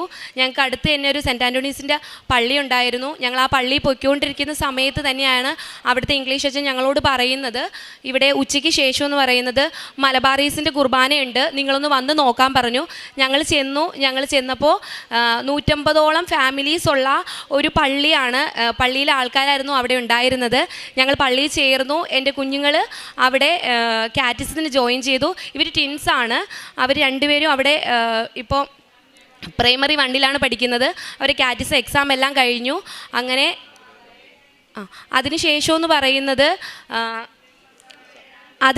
പറയുന്നത് യു കെയിൽ എപ്പോഴും ഞങ്ങളുടെ റൂൾ ഇങ്ങനെ മാറിക്കൊണ്ടിരിക്കും, ഓരോ നിമിഷവും മാറിക്കൊണ്ടിരിക്കും. അപ്പം നമുക്കെല്ലാം പേടിയാണ്. ഞങ്ങൾ സ്റ്റുഡൻറ്റ് വിസയെ പോയിട്ട് ഞങ്ങൾ വേറൊരു ജോബ് നോക്കുന്നില്ലായിരുന്നു. ഞങ്ങളുടെ ഫീൽഡിൽ തന്നെയായിരുന്നു നോക്കിക്കൊണ്ടിരുന്നത്. ഹസ്ബൻഡ് എന്ന് പറയുന്നത് അബുദാബിയിലെ സീനിയർ എയർ കണ്ടീഷൻ ടെക്നീഷ്യനായിട്ടാണ് വർക്ക് ചെയ്തുകൊണ്ടിരുന്നത്. ഞാൻ നാട്ടിലും വർക്ക് ചെയ്തുകൊണ്ടിരുന്നത് സോഫ്റ്റ്വെയർ എഞ്ചിനീയർ ആയിട്ടായിരുന്നു. അപ്പം ഞങ്ങളുടെ ഫീൽഡിൽ തന്നെ ഞങ്ങൾക്ക് ജോലി കിട്ടണമെന്ന് വലിയ ആഗ്രഹമായിരുന്നു. പലരും വേറെ ഫീൽഡിലേക്ക് നോക്കുമെന്ന് പറഞ്ഞാലും ഞങ്ങളതൊന്നും ചെയ്യുന്നില്ലായിരുന്നു. മാതാവ് ഞങ്ങൾക്ക് തരും, മാതാവാണ് ഞങ്ങൾ അവിടെ കൊണ്ടുപോയിട്ടുണ്ടെങ്കിൽ മാതാവ് ഞങ്ങൾക്ക് ആ ജോലി തരും എന്ന വിശ്വാസത്തിലായിരുന്നു ഞങ്ങൾ അവിടെ നിന്നിരുന്നത്. അതിനുശേഷം എന്ന് പറയുന്നത് ജൂലൈ 22-ാം തീയതി യു കെയിലൊരു റൂള് വന്നു. ലോവർ സ്കിൽഡ് വർക്കേഴ്സിന് ഡിപ്പെൻഡ് അലൗഡ് അല്ല. അവരിനി വിസ കൊടുക്കുന്നെങ്കിൽ തന്നെ അവർക്കൊരു നിശ്ചിത കാലയളവിന് ശേഷം വിസ അലൗഡ് അല്ല എന്ന രീതിയായിരുന്നു വന്നിരുന്നത്.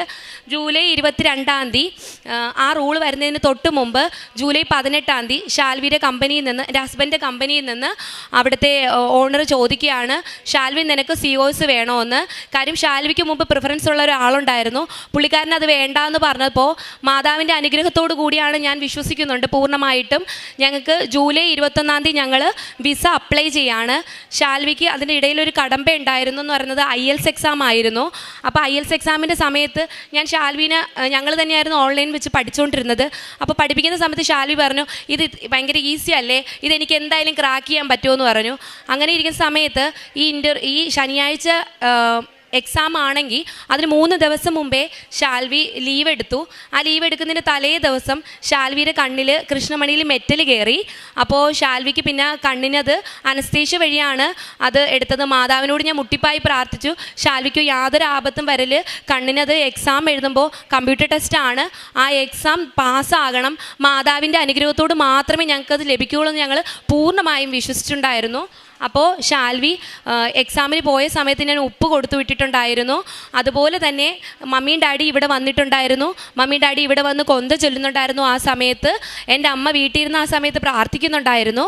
അതിൻ്റെ ഇടയിലെന്ന് പറയുന്നത് ഞാൻ അച്ഛൻ്റെ ഇവിടുത്തെ നമ്മൾ ബഹുമാനപ്പെട്ട ജോസഫ് അച്ഛൻ്റെ ധ്യാനം, ഉടമ്പടി ധ്യാനം 1.5 മണിക്കൂർ മുട്ടിമേ നിന്ന് ഞാൻ ഷാൽവിയുടെ എക്സാം ടൈമിലെന്ന് പറയുന്നത് ഞാൻ പ്രാർത്ഥിക്കുന്നുണ്ടായിരുന്നു. ആ സമയത്ത് എക്സാം കഴിഞ്ഞിട്ട് ഷാൽവി എന്നെ വിളിച്ചിട്ട് എന്നോട് പറയുന്നത്, എൻ്റെ ലിസണിങ് എക്സാമിന് എനിക്ക് കിട്ടത്തില്ല. കാര്യം എക്സാമിൻ്റെ സമയത്ത് ഷാൽവിയുടെ കണ്ണ് ബ്ലറായി. അപ്പോൾ ലിസണിങ്ങിൻ്റെ എന്ന് പറയുന്നത് നമ്മൾ കേൾക്കുന്ന സാധനം എഴുതുകയും വേണം. ഓൺ സ്പോട്ടിൽ തന്നെ എഴുതി പോവുക ചെയ്യേണ്ടത്. അതെനിക്ക് കിട്ടത്തില്ല. മാതാവിൻ്റെ അനുഗ്രഹം കൊണ്ട് മാത്രമേ അത് കിട്ടത്തുള്ളൂ എന്നാണ് ഞങ്ങളോട് പറഞ്ഞത്. പക്ഷെ ഞാൻ ഉറച്ചു പറഞ്ഞു അത് എന്തായാലും മാതാവ് നമുക്ക് തന്നിരിക്കും, അതിലൂടെ നമുക്ക് വിസ അപ്ലൈ ചെയ്യാനും പറ്റുമെന്ന് ഞാൻ പറഞ്ഞു. അങ്ങനെ എക്സാമിൻ്റെ റിസൾട്ട് വന്നപ്പോൾ ഏറ്റവും കൂടുതൽ മാർക്ക് മാതാവ് നൽകിയത് ലിസണിങ് എക്സാമിനായിരുന്നു. അതിനുശേഷം എന്ന് പറയുന്നത് ഓഗസ്റ്റ് 25 ഞങ്ങൾക്ക് ഷാൽവി ശരിക്കും ഒരു IT ആണ് ക്വാളിഫിക്കേഷൻ. ആ IT ക്വാളിഫിക്കേഷൻ വെച്ച് UK അങ്ങനെ ഒരു 5 ഇയർ വിസ കിട്ടുമെന്ന് പറയുന്നത് എൻ്റെ ഒരു അറിവിൽ ഞാൻ കേട്ടിട്ടില്ല. പക്ഷേ ഹെൽത്ത് കെയർ ഫീൽഡിലൊക്കെ കിട്ടുമായിരിക്കും. പക്ഷേ സർവീസ് എഞ്ചിനീയറായിട്ട് ഷാൽവിക്ക് അവിടെ ഓഗസ്റ്റ് 25 5 ഇയർ സ്കിൽഡ് വർക്കർ വിസയാണ് ലഭിച്ചത്. അതിനുശേഷം ഞാനും എൻ്റെ മക്കളും PSW തന്നെയായിരുന്നു, ഗ്രാജുവേറ്റ് റൂട്ട് വിസയിൽ തന്നെയായിരുന്നു. അങ്ങനെ ഞങ്ങൾ വിസ അപ്ലൈ ചെയ്തത് കഴിഞ്ഞ മാസമായിരുന്നു. ആ അപ്ലൈ ചെയ്യുന്ന സമയത്ത് പോലും ഞങ്ങൾക്ക് പൈസയ്ക്ക് ഒരു ബുദ്ധിമുട്ട് മാതാവ് തന്നില്ലായിരുന്നു. ഒരു ദിവസം കൊണ്ട് ഞങ്ങൾ 3 വർഷത്തേക്കുള്ള വിസയായിരുന്നു അപ്ലൈ ചെയ്യാനുള്ള പൈസ റെഡിയാക്കി വെച്ചത്.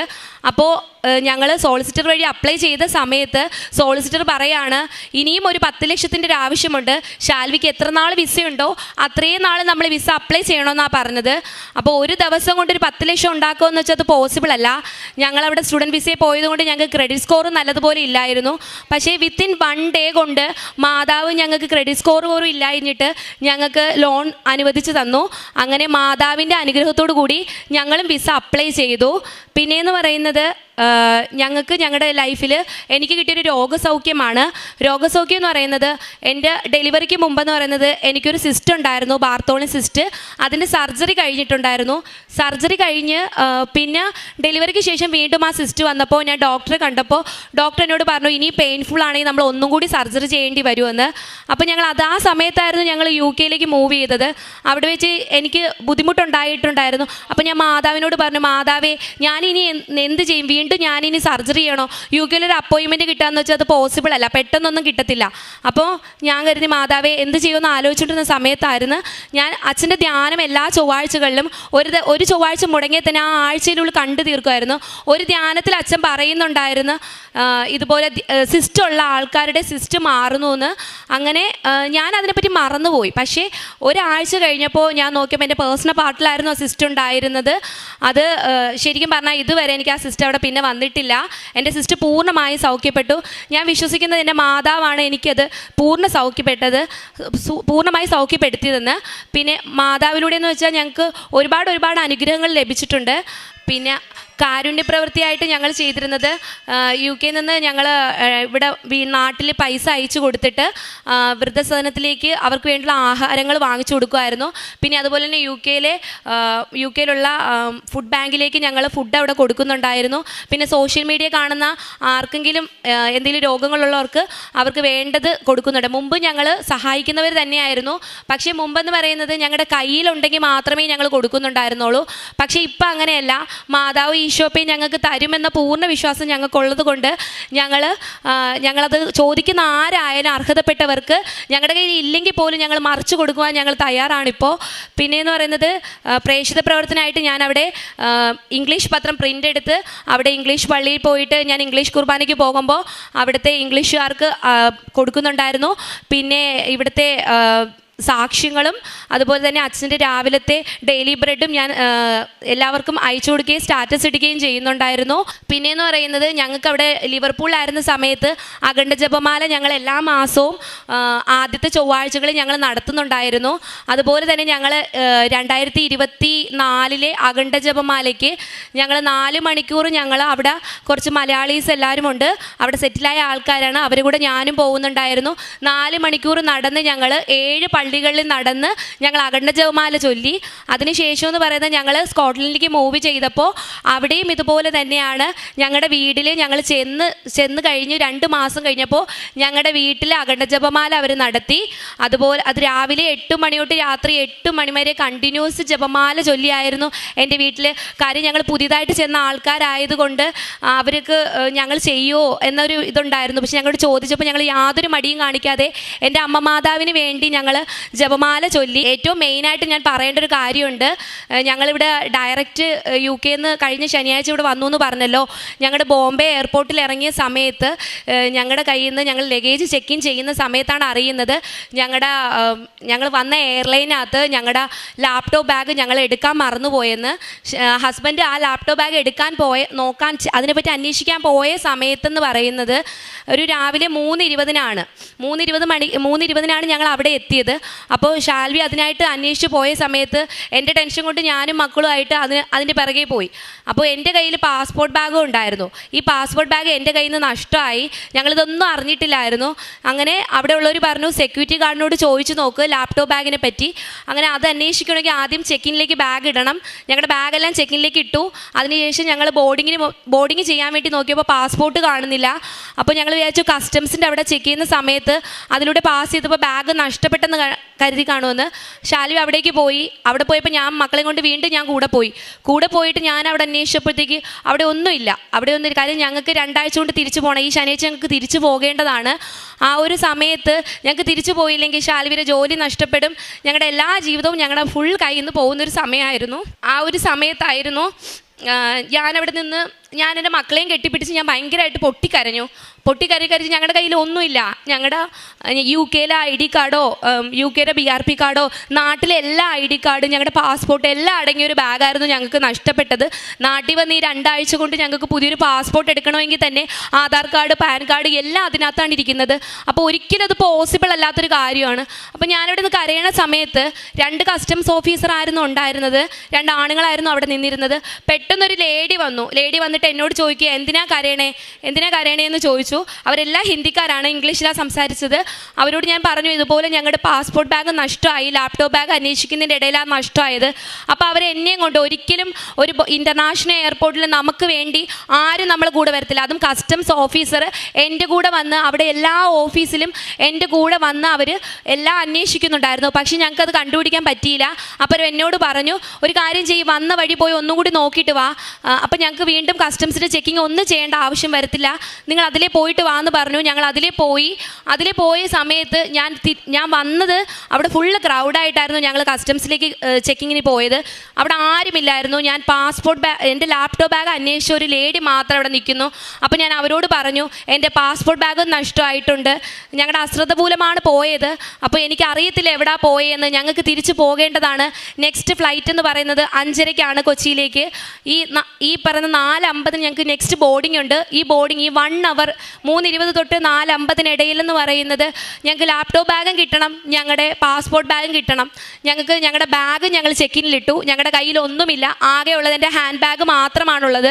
അപ്പോൾ ഞാൻ അവരോട് പറഞ്ഞു എൻ്റെ പാസ്പോർട്ട് മിസ്സായി. അപ്പോൾ അവർ പറയുക അതാണോ നിങ്ങളുടെ ബാഗെന്ന്. ഒരു സ്ഥലത്ത് ഇത്രയും ക്രൗഡ് ആയിരിക്കുന്ന ഒരു സ്ഥലത്ത് ആരോ കൊണ്ടുവച്ചതുപോലെ. ഇതിനു മുമ്പ് ഞാൻ മാതാവിനോട് പറഞ്ഞു മാതാവേ ഈ 2 അവറിലെന്ന് പറയുന്നത് ഒരിക്കലും പോസിബിൾ അല്ല എൻ്റെ ലാപ്ടോപ്പ് ബാഗും എൻ്റെ പാസ്പോർട്ട് ബാഗും കിട്ടുന്നത്. അവർ ഞങ്ങളോട് പറഞ്ഞത് 9 o'clock ലോസ്റ്റ് പോയി അന്വേഷിച്ചാൽ മതി, അപ്പോൾ നിങ്ങൾക്ക് കിട്ടും. പക്ഷേ 9 o'clock കഴിഞ്ഞിട്ടേ കിട്ടത്തുള്ളൂ. പാസ്പോർട്ടിൻ്റെ കാര്യം ഞങ്ങളോട് പറഞ്ഞിട്ടില്ലായിരുന്നു, ലാപ്ടോപ്പ് ബാഗിൻ്റെ കാര്യം മാത്രം അവർ പറഞ്ഞത്. അപ്പോൾ ഞാൻ മാതാവിനോട് പറഞ്ഞു മാതാവേ 9 o'clock വരെ നിന്നിട്ട് എനിക്ക് അടുത്ത ഫ്ലൈറ്റ് ഒന്നും പിടിക്കാൻ പറ്റത്തില്ല. ഞാൻ പോകുന്നതിന് മുമ്പ് എൻ്റെ കയ്യിൽ ലാപ്ടോപ്പ് ബാഗും എൻ്റെ പാസ്പോർട്ട് ബാഗും എൻ്റെ കയ്യിൽ തന്നെ കിട്ടണം മാതാവേ എന്ന് പറഞ്ഞ് ഞാൻ നല്ലതുപോലെ പ്രാർത്ഥിച്ചു. ഞാൻ വിശ്വാസ പ്രമാണം അവിടെ നിന്ന് ചൊല്ലിക്കൊണ്ടിരുന്നു, കരഞ്ഞുകൊണ്ടാണ് ചൊല്ലിക്കൊണ്ടിരുന്നത്. അങ്ങനെ ഞാൻ ഓടിച്ചെന്നപ്പോൾ എൻ്റെ പാസ്പോർട്ട് ബാഗ് ഞങ്ങളുടെ കൈ കിട്ടി. ഞാൻ തിരിച്ചു വരുമ്പോൾ മക്കളെയും കൊണ്ട് ഷാൽവി എല്ലാം നഷ്ടപ്പെട്ടതുപോലെ ഇരിക്കുകയായിരുന്നു. അതിനുശേഷം ഞാൻ ഒന്നും നോക്കിയില്ല, കസ്റ്റംസ് ഓഫീസറിനെ ഹഗ് ചെയ്തിട്ടാണ് ഞാൻ പറഞ്ഞത് താങ്ക് യു സോ മച്ച് എന്ന്. കാര്യം എനിക്കവിടെ മാതാവ് വന്ന് ഇടപെട്ടതുപോലെയാണ് തോന്നിയത്. ഇത്രയും ഉള്ളൊരു ക്രൗഡിൽ നിന്ന് ഞങ്ങളുടെ പാസ്പോർട്ടും ഞങ്ങളുടെ എല്ലാ ഡീറ്റെയിൽസും ഉള്ള ബാഗ് ശരിക്കും ബോംബെ എയർപോർട്ടിലെന്ന് പറഞ്ഞ് ഷാൽവി എന്നോട് പറഞ്ഞിട്ടുണ്ട് കള്ളന്മാരൊക്കെ കാണും, സൂക്ഷിക്കണമെന്ന് പറഞ്ഞതായിരുന്നു. പക്ഷേ ആ ഒരു സമയത്ത് ഞങ്ങൾക്ക് ഞങ്ങൾക്കത് ലഭിച്ചു. അതിനേക്കാളും വലിയ അത്ഭുതം എന്ന് പറയുന്നത് 9 o'clock ലോസ്റ്റ് പോയാലേ ഞങ്ങൾ ആ പാസ്പോർട്ട് ബാഗ് ലാപ്ടോപ്പ് ബാഗ് കിട്ടത്തുള്ളൂ എന്ന് പറഞ്ഞിട്ടുണ്ടായിരുന്നു. അപ്പോൾ അവർ പറഞ്ഞു സെക്യൂരിറ്റി ഓഫീസർക്ക് ചോദിച്ചു നോക്കാൻ പറഞ്ഞു. അവരും എന്നോട് ഇത് തന്നെയാണ് പറഞ്ഞത്. അപ്പോൾ അവർ പറഞ്ഞു മെയിൻ ഓഫീസർക്ക് പോയി ചോദിക്കാൻ പറഞ്ഞു. മെയിൻ ഓഫീസർ ഇത് തന്നെയാണ് ഞങ്ങളോട് പറഞ്ഞത്, 9 o'clock കിട്ടത്തുള്ളൂ, അല്ലെങ്കിൽ നെക്സ്റ്റ് ഡേ വരണമെന്ന്. 2 weeks ലീവിന് ഞങ്ങൾ വന്നാൽ ഞങ്ങൾക്ക് അതൊരിക്കലും പോസിബിൾ അല്ലായിരുന്നു തിരിച്ച് ബോംബെ എയർപോർട്ടിലേക്ക് പോകുക എന്ന് പറയുന്നത്. ആ ഒരു സമയത്തെന്ന് പറയുന്നത് ഒരാൾ അകത്തുനിന്ന് എന്നോട് ഇറങ്ങി വന്നിട്ട്, അതും ഒരു മെയിൻ ഓഫീസർ അല്ല, ഒരു പയ്യനാണ്. ആ പയ്യൻ എന്നോട് വന്നിട്ട് പറയുക, ഞാൻ നിങ്ങളെ ഹെൽപ്പ് ചെയ്യാം, 99% ഞാൻ നിങ്ങളെ ഹെൽപ്പ് ചെയ്യാം, നിങ്ങൾ ആരോടും ഒന്നും പറയരുത്, നിങ്ങളെ ബോർഡിങ് എല്ലാം കഴിഞ്ഞോ, നിങ്ങളെല്ലാം ചെയ്തിട്ട് നിങ്ങൾ ഫ്ലൈറ്റ് കയറുന്നതിന് തൊട്ട് മുമ്പ് നിങ്ങൾ ആ സ്റ്റെയർ നിൽക്കുമ്പോൾ നിങ്ങളുടെ ലാപ്ടോപ്പ് ബാഗ് നിങ്ങളുടെ കയ്യിൽ കിട്ടുമെന്ന് പറഞ്ഞു. പക്ഷേ ഞങ്ങൾക്കത് ഒരിക്കലും പോസിബിൾ അല്ല. കാര്യം ഒരിക്കൽ ലോസ്റ്റായ സാധനം ലോസ്റ്റിൽ പോവാതെ നമ്മുടെ കയ്യിൽ എത്തത്തുമില്ല. അതൊരു ബോംബെ എയർപോർട്ടും ആണ്. അപ്പോൾ ഞങ്ങൾ അയാളെ പറയുന്നത് വിശ്വസിച്ചിട്ട് ഞങ്ങൾ നടന്നു. അയാളോട് താങ്ക് യു പറഞ്ഞു. ഞങ്ങൾക്ക് കിട്ടുമെന്ന് ഒരു ഉറപ്പുമില്ല. ഞങ്ങൾ ചെന്നു. ഞങ്ങൾ ഫ്ലൈറ്റ് കയറുന്നതിന് തൊട്ട് താഴെ നിൽക്കുന്ന സമയത്ത് ഞങ്ങളുടെ ലാപ്ടോപ്പ് ബാഗ് അവിടെ വെച്ചിരിക്കുക. അപ്പോൾ അയാൾ ഞങ്ങളുടെ കയ്യിലേക്ക് എടുത്തു തരിക. ഒരിക്കലും അത് പോസിബിൾ അല്ല. അപ്പോൾ ഒരു 5:30 ആയപ്പോൾ ഞാൻ ഫ്ലൈറ്റിൽ നിന്ന് അച്ഛൻ്റെ രാവിലത്തെ ഡെയിലി ബ്രെഡ് ഞാൻ കൂടുന്നുണ്ടായിരുന്നു. ആ സമയത്ത് അച്ഛൻ പറയുന്നുണ്ടായിരുന്നു, നമുക്ക് എന്തെങ്കിലും പ്രതിസന്ധി വരുന്ന സമയത്ത് അതിന് 1 മണിക്കൂർ മുമ്പെങ്കിലും അതിനുള്ള സഹായമായിട്ട് നമ്മുടെ മാതാവ് ഈശോപ്പയെ നമുക്ക് വേണ്ടി വഴിയൊരുക്കും, അതിനുള്ള ആൾക്കാരെ അവിടെ നിർത്തുമെന്ന്. അത് ഞങ്ങൾ നേരിട്ട് അനുഭവിച്ചതാണ്. ഞങ്ങൾക്ക് ഞങ്ങളുടെ ലാപ്ടോപ്പ് ബാഗും ഞങ്ങളുടെ പാസ്പോർട്ടും അടങ്ങിയ ബാഗും വിത്തിൻ 1 hour ഞങ്ങളെ ബോർഡിങ്ങിന് മുമ്പായിട്ട് തന്നെ ഞങ്ങൾക്ക് എല്ലാ കാര്യങ്ങളും ഞങ്ങളുടെ കയ്യിൽ കിട്ടി. ഇത് തന്ന അമ്മ മാതാവിന് ഈശോപ്പയ്ക്ക് ഞാൻ ഒരു കോടി നന്ദി പറയുകയാണ്. എനിക്കും എൻ്റെ കുടുംബത്തിനും അമ്മയുടെ മാധ്യസ്ഥം വഴി ഈശോപ്പ തന്ന എല്ലാ അനുഗ്രഹങ്ങൾക്കും കൃപകൾക്കും ഒരു കോടി നന്ദി. ഒരുപാട് പേർക്ക് വേണ്ടി ഞാൻ പ്രാർത്ഥിക്കുന്നുണ്ടായിരുന്നു. അവരൊന്നും ഇവിടെ ഇല്ലാത്തതുകൊണ്ട് എനിക്ക് പറയാൻ പറ്റാത്തത്. എൻ്റെ UK ഫ്രണ്ട്സിനും എല്ലാവരും എന്നോട് പറയുമായിരുന്നു, നീ അമ്മ മാതാവിനോട് നീ പ്രാർത്ഥിച്ചാൽ നടക്കും, നീ ഞങ്ങൾക്ക് വേണ്ടി പ്രാർത്ഥിക്കണം. അങ്ങനെ പ്രാർത്ഥിച്ച ഒരുപാട് പേർക്ക് ഒരുപാട് അനുഗ്രഹങ്ങളും രോഗസൗഖ്യങ്ങളും ലഭിച്ചിട്ടുണ്ട്. അമ്മയുടെ മാധ്യസ്ഥം വഴി ഈശോപ്പ ഞങ്ങൾക്ക് ഈ മണ്ണിൽ നിന്ന് സാക്ഷ്യം പറയണമെന്ന് ഞാൻ പലപ്പോഴും 2.5 വർഷം ഓൺലൈൻ ഉടമ്പടിയിലായിരുന്നു. ഈ ഓരോ സാക്ഷ്യം കേൾക്കുമ്പോഴും അമ്മ എന്നാ ഞാൻ ഈ മണ്ണിൽ നിന്ന് സാക്ഷ്യം പറയാൻ എന്നെ അനുവദിക്കുന്നത് എന്ന് ഓരോ നിമിഷവും ഞാൻ പ്രാർത്ഥിക്കുന്നുണ്ടായിരുന്നു. ഇന്ന് ഈ സന്നിധിയിൽ നിന്ന് എൻ്റെ കുടുംബത്തോടൊപ്പം എനിക്ക് സാക്ഷ്യം പറയാൻ പറ്റിയതിൽ അമ്മയോടും ഈശോപ്പയോടും ഞാൻ 1000 നന്ദി പറയുന്നു. ഏഷ്യ പ്രവാചകന്റെ പുസ്തകം 12-ാം അധ്യായം 2 മുതലുള്ള വാക്യങ്ങൾ. ഇതാ ദൈവമാണ് എൻ്റെ രക്ഷ, ഞാൻ അങ്ങയിൽ ആശ്രയിക്കും, ഞാൻ ഭയപ്പെടുകയില്ല. എന്തെന്നാൽ ദൈവമായ കർത്താവ് എൻ്റെ ബലവും എൻ്റെ ഗാനവുമാണ്, അവിടുന്ന് എൻ്റെ രക്ഷയായിരിക്കുന്നു.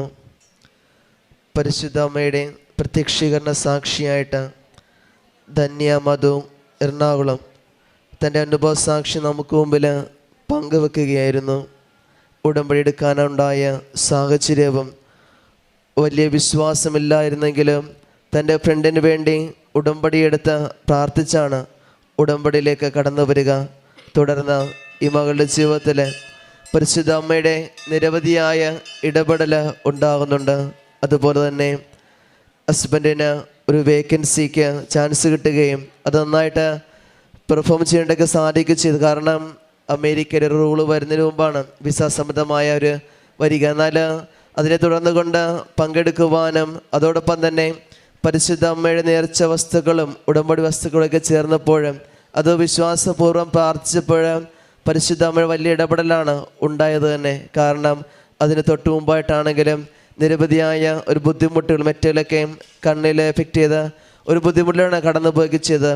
എന്നാൽ വിശ്വാസപൂർവ്വ പ്രാർത്ഥന, കാരണം ഈ മകൻ തന്നെ പറഞ്ഞു വെക്കുന്നുണ്ട്, അത് എൻ്റെ യോഗ്യത കൊണ്ടല്ല കിട്ടുന്നത്. കാരണം ഒരു എക്സാം നന്നായിട്ട് എഴുതുവാനായിട്ട് എനിക്ക് കമ്പ്യൂട്ടർ എക്സാം എഴുതുവാനായിട്ട് എനിക്ക് സാധിച്ചില്ല എന്ന് പറഞ്ഞു വെക്കുന്നുണ്ട്. പക്ഷെ എന്നാൽ പരിശുദ്ധ അമ്മയുടെ വലിയ ഇടപെടലുണ്ടാവുകയും ആ വിസ അവർക്ക് തുടർന്ന് 5 വർഷത്തേക്ക് തുടർന്നത് കിട്ടുകയൊക്കെ ചെയ്തു. അതുപോലെ തന്നെ ധന്യയുടെ സാക്ഷ്യത്തിലാണെങ്കിലും അത് നല്ലൊരു ഇൻ്റർവ്യൂ പാസ്സാകുവാനും അതിനെ തുടർന്ന് കണ്ട നല്ലൊരു ജോലിയൊക്കെ ലഭിക്കുകയൊക്കെ ചെയ്യുന്നുണ്ട്. അതോടൊപ്പം തന്നെ പൂർണ്ണമായിട്ടും പറഞ്ഞു വെക്കുക, ഈ ഒരു വന്നിറങ്ങിയപ്പോൾ അവർ നേരിട്ട് വലിയൊരു അനുഭവം. കാരണം തൻ്റെ എല്ലാ ഡോക്യുമെൻറ്റ്സും അവിടുത്തെ വിസയും കാര്യങ്ങളും അതുപോലെ എല്ലാ കാര്യങ്ങളൊക്കെ നഷ്ടപ്പെടുമ്പോൾ ഒരു വലിയ പ്രതിസന്ധി വരുമ്പോൾ പരിശുദ്ധ അമ്മയിലുള്ള ഉറച്ച വിശ്വാസമാണ് ഇവർക്ക് മുമ്പോട്ട് പോകുവാനായിട്ട് സാധിക്കുന്നത്. അതുകൊണ്ട് തന്നെയാണ് ഡെയിലി ബ്രെഡ് പ്രാർത്ഥനയിൽ ഇവർ പങ്കെടുക്കുമ്പോൾ ഒരു മനസ്സ് പറയുന്നുണ്ട്, പരിശുദ്ധ അമ്മ ഇടപെടൽ 1 മണിക്കൂറിനുള്ളിൽ മനുഷ്യരിലൂടെയും സാഹചര്യങ്ങളോടൊക്കെ കടന്നു വരികയൊക്കെ ചെയ്യുന്നുണ്ട്. ഈ കുടുംബത്തിൻ്റെ സാക്ഷ്യത്തിൽ നമുക്കത് മനസ്സിലാക്കിയെടുക്കുവാനൊക്കെ ആയിട്ട് സാധിക്കുകയും ചെയ്യുന്നത് പരിശുദ്ധ അമ്മയുടെ വലിയൊരു ഇടപെടൽ ഈ മക്കളോടൊപ്പം കൂടെ ഉണ്ടായിരുന്നു എന്നത് തന്നെയാണ്. അതുകൊണ്ട് തന്നെയാണ് ആ ഒരു ഉറച്ച വിശ്വാസത്തോടു കൂടി അൾത്താരക്ക് മുമ്പിൽ പരിശുദ്ധ അമ്മയുടെ പ്രത്യക്ഷീകരണ സാക്ഷിയായിട്ട് ഈ മക്കൾ പരിശുദ്ധ അമ്മയുടെ മുമ്പിൽ സാക്ഷ്യം വെക്കുക. ഇനിയും ഈ പരിശുദ്ധ അമ്മയുടെ പ്രത്യക്ഷീകരണത്തിൻ്റെ സാക്ഷികളാകാനായിട്ട് ഈ കുടുംബത്തെ ദൈവം അനുഗ്രഹിക്കട്ടെ എന്നും ഇനി മുമ്പോട്ടുള്ള ജീവിതത്തിലും ഉടമ്പടിയോട് ചേർന്നുകൊണ്ടും അനേകം മനുഷ്യരെയൊക്കെ സഹായിക്കുകയും സ്വന്തം ജീവിത പ്രവർത്തികൾ കൊണ്ട് തന്നെ പരിശുദ്ധ അമ്മയുടെ പ്രത്യക്ഷീകരണ സാക്ഷികളായിട്ട് ഈ കുടുംബത്തെ ഉയർത്തട്ടെ എന്ന് നമുക്ക് പ്രാർത്ഥിക്കാം. ഒപ്പം നമ്മുടെ ഓരോ നിയോഗങ്ങളിലും ആവശ്യങ്ങളിലും അൾത്താരക്ക് മുമ്പിൽ എന്തെല്ലാം ആവശ്യങ്ങൾക്കായിട്ടാണ് നമ്മളായിരിക്കുന്നത് അതെല്ലാം പരിശുദ്ധ അമ്മയുടെ ആയിരിക്കട്ടെ. എൻ്റെ പേര് ബിബി, ഞാൻ അങ്കമാലിയിൽ നിന്ന് വരുന്നു. ഇതെൻ്റെ സിസ്റ്ററാണ് ഐബി.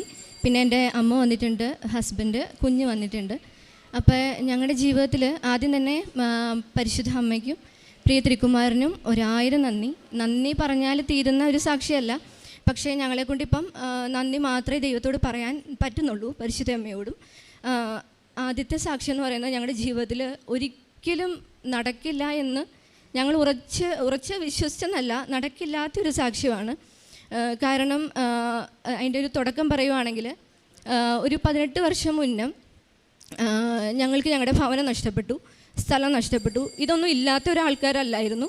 വളരെ ഫിനാൻഷ്യലി സ്റ്റേബിളായിട്ടുള്ള, എന്താ പറയുക, അത്രയും ബാക്കപ്പുള്ള അപ്പനൊക്കെ അവർ 4 സഹോദരങ്ങൾ 20 ഏക്കറിൽ 4 വീടൊക്കെ പണിത് അത്രയും ഫിനാൻഷ്യലി ഒരു രീതിയിലും തകർച്ച സംഭവിക്കില്ലെന്ന് ആരും വിശ്വസിക്കാൻ പറ്റത്തില്ലാത്ത രീതിയിൽ അങ്ങനെ ജീവിച്ചിരുന്ന ഒരു കുടുംബം 18 വർഷം മുന്നേ വീട് നഷ്ടപ്പെട്ടു, സ്ഥലം നഷ്ടപ്പെട്ടു. എന്താ പറയുക, പിന്നെ ഞങ്ങൾ 0 ആയി. അധപ്പതനം എന്നൊക്കെ പറഞ്ഞാൽ ഇതുപോലെ അധപ്പതനം ഞങ്ങൾ ആരെയും കണ്ടിട്ടില്ല. അങ്ങനത്തെ ഒരു സിറ്റുവേഷനിലേക്ക് പോയി. ഞങ്ങൾക്ക് ആ നാട്ടിൽ നിൽക്കാൻ പറ്റില്ലാത്തൊരവസ്ഥ വന്നപ്പം ഞങ്ങൾ ആ നാട്ടിൽ നിന്ന് വേറൊരു നാട്ടിലേക്ക് വന്നു. ഇപ്പം ഞങ്ങൾ താമസിക്കുന്ന അങ്കമാലിയിലേക്ക് വന്നു. അപ്പം നമുക്ക് എന്താ പറയുക, വിഷമിക്കേണ്ട, ആർക്കും നമ്മളെ അറിയില്ലല്ലോ, ആരും നമ്മളെ കളിയാക്കില്ലല്ലോ എന്ന് ഓർത്തു. അപ്പച്ചനോട് ഒരു ചെറിയ ജോലി ഉണ്ടായിരുന്നു. അങ്ങനെ വന്നിട്ട് എന്താ പറയുക, ഞങ്ങൾ വാടക വീട്ടിൽ താമസിച്ചു. ഞങ്ങൾ താമസിച്ചിരുന്ന വീടിൻ്റെ ഒരു മുറിയുടെ അത്രയും പോലും വലിപ്പമില്ലാത്തൊരു വീട്ടിൽ ഞങ്ങൾ താമസിക്കാൻ തുടങ്ങി. എന്താ പറയുക, ഒന്നും എനിക്കത് പറയാനില്ല. അത്രയും നാണക്കേടാണ് ഞങ്ങളുടെ മനസ്സിൽ. അപമാനം, ബന്ധുക്കളെല്ലാം ഞങ്ങളെ മാറ്റി നിർത്തി. നമുക്കൊരു ഫംഗ്ഷന് പോകാൻ പോലും പറ്റില്ല. നമ്മളിങ്ങനെ തരംതിരിച്ച് മാറ്റി നിർത്തുമായിരുന്നു. പിന്നെ അപ്പച്ചനുണ്ടായിരുന്ന ഒരു നിലയും വിലയും, അപ്പച്ചനെ കാണുമ്പോൾ റെസ്പെക്റ്റ് ചെയ്യുന്നവർ നമ്മളെ പുച്ഛിച്ചു. ഒരുപാട് എന്താ പറയുക, പരിഹാസമേറ്റു. അത് നിങ്ങളോട് പറഞ്ഞാൽ എത്രത്തോളം നിങ്ങൾക്ക് മനസ്സിലാവുമെന്ന് അറിയത്തില്ല. അത്രത്തോളം തകർന്ന് ജീവിച്ചു. ഞങ്ങളാകെ അന്നേരം ചെയ്തത് ദൈവത്തോട് പ്രാർത്ഥിച്ചു. ഞങ്ങളുടെ ദൈവമായ കർത്താവിന് ഞങ്ങളുടെ മേൽ കരുണ തോന്നുവോളം ഞങ്ങളുടെ കണ്ണുകൾ അവിടുത്തെ നോക്കിയിരുന്നു. ഞങ്ങൾ ദൈവത്തിനും മാതാവിനും സമാധാനം കൊടുത്തിട്ടില്ല ഇത്രയും വർഷം. ഞങ്ങളെ പരീക്ഷിച്ചായിരിക്കും 18 വർഷം ഞങ്ങൾ വെയിറ്റ് ചെയ്തു. ഞങ്ങൾക്കത് സാധിക്കില്ല. പിന്നെ ഞങ്ങൾ പഠിച്ചു. ഞങ്ങളുടെ ജീവിതത്തിൽ മുന്നോട്ട് ഓരോ കാര്യങ്ങളും നടന്നു. ഞാൻ പുറത്തു പോയപ്പോഴൊക്കെ നമുക്ക് കിട്ടുന്നത് നമുക്ക് കടം തീർക്കാനുള്ളതേ ഉള്ളൂ. ഒരു വീട് പണിയാനോ ഒരു സ്ഥലം മേടിക്കാനോ അതൊക്കെ ഇമ്പോസിബിളാണ്. അപ്പോൾ ഞങ്ങൾക്ക് ഈ കൊറോണയുടെ ഏറ്റവും ക്രൈസിസ് ഉണ്ടായിരുന്ന സമയത്ത് ഞങ്ങൾ ഇങ്ങനെ പ്രാർത്ഥിച്ചുകൊണ്ടിരുന്നു. ഇവിടെ വന്ന് ഉടമ്പടി എടുത്തു. ഫസ്റ്റ് ഞാനിവിടെ സാക്ഷ്യം പറഞ്ഞിട്ടുള്ളതാണ്. 2019 അതിൻ്റെ ഞങ്ങളുടെ കഴിഞ്ഞു. സോ അത് കഴിഞ്ഞ് ഞാൻ 22-ൽ ഞാനും ഹസ്ബൻഡ് ഒരുമിച്ച് വന്നെടുത്തു. ഞങ്ങളുടെ കുടുംബം എല്ലാം പരിശുദ്ധ അമ്മയോട് 2019 മുതൽ ചേർന്ന് നിന്നു. അമ്മയുടെ മാധ്യസ്ഥത്തിൽ മാത്രം മുന്നോട്ട് ജീവിച്ചു. കൊറോണയുടെ ഏറ്റവും പീക്ക് ലെവലിൽ നിന്ന സമയത്ത് ഞങ്ങളുടെ കയ്യിൽ ബാങ്ക് ബാലൻസ് ഒന്നുമില്ല. എൻ്റെ അനിയത്തി പുറത്താണ്, എനിക്ക് അന്നേരം ജോലിയില്ല. ഞാൻ കുഞ്ഞുമായിട്ട് വീട്ടിലുണ്ട്. അനിയനും ഒരു ചെറിയ ജോലിയാണ്, അപ്പച്ചന് ജോലിയില്ല. അങ്ങനത്തെ ഒരു സമയത്ത് ഞങ്ങൾ താമസിക്കുന്ന അങ്കമാലി നമ്മുടെ ഒരു NH ഹൈവേ ആ ഒരു സൈഡാണ്. അവിടെ സ്ഥലത്തിനെന്നൊക്കെ പറഞ്ഞാൽ അത്യാവശ്യം നല്ല വിലയാണ്. ഞങ്ങളുടെ കയ്യിൽ ഒന്നുമില്ല, ഞങ്ങളുടെ ബാങ്ക് അക്കൗണ്ടിൽ ഒന്നുമില്ല. ഞങ്ങൾക്ക് പരിശുദ്ധ അമ്മ 6 സെൻറ്റ് സ്ഥലം, നല്ല വിലയുടെ ഒരു സ്ഥലം മേടിച്ചു തന്നു എന്ന് പറഞ്ഞാൽ 1 രൂപ പോലും ബാധ്യതയില്ലാണ്ട് ഞങ്ങളത് മേടിച്ചു. അതെങ്ങനെയാണെന്ന് ഞങ്ങൾക്ക് ഇപ്പോൾ അറിയത്തില്ല. അത് കഴിഞ്ഞിട്ടും ഞങ്ങളുടെ ഭവനം എന്നൊരു സ്വപ്നം ഇങ്ങനെ നിന്നു.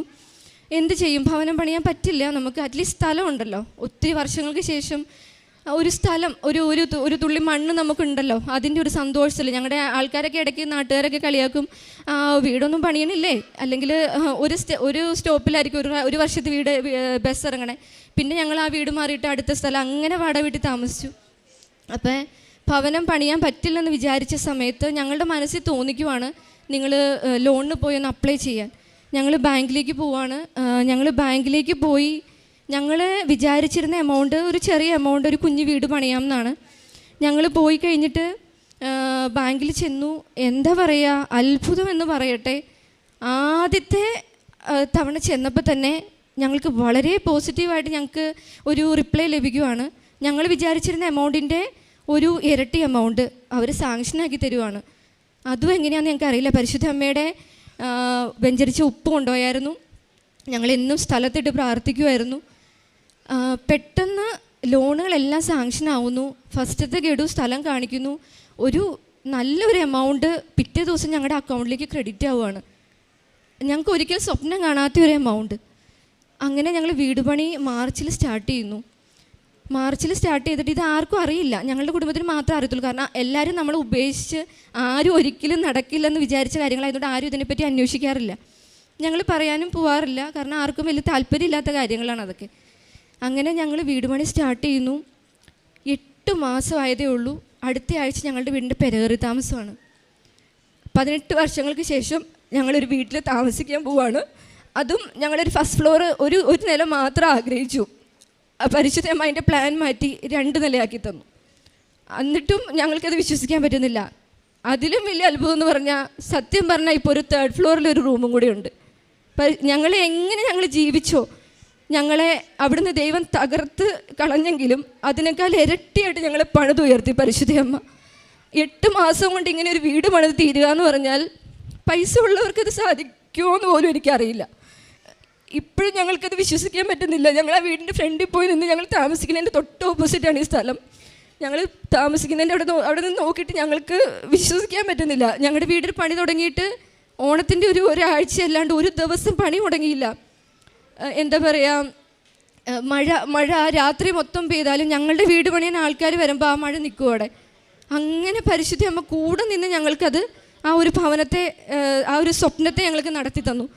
അതിന് ഞങ്ങളുടെ ജീവിതം തന്നെ ഇവിടെ സമർപ്പിച്ചിരിക്കുവാണ്. അതിന് നന്ദി പറഞ്ഞാലൊന്നും തീരില്ല. അതാണ് ഞങ്ങളുടെ ജീവിതത്തിലെ ഏറ്റവും വലിയ സാക്ഷ്യം. ഞങ്ങളുടെ കുടുംബം എല്ലാം നോക്കിയിരുന്ന് ജീവനോടെ ഇതുവരെ നിൽക്കണമെന്ന് പ്രാർത്ഥിച്ച ഒരേ ഒരു കാര്യം. ഭവനമല്ല ഈ വീട്ടിൽ നമ്മുടെ ജീവിതത്തിലെ ഏറ്റവും വലിയ കാര്യം. പക്ഷേ ഇത്രയും വർഷം വെയിറ്റ് ചെയ്തിട്ടൊരു കാര്യം സംഭവിക്കുമ്പോൾ അത് ഭയങ്കര വലുതാണ്. നിങ്ങൾക്ക് എത്രമാത്രം അത് ഉൾക്കൊള്ളാൻ പറ്റുന്നില്ല, അത്രമാത്രം വലിയൊരു സന്തോഷത്തിലാണ് ഞങ്ങൾ.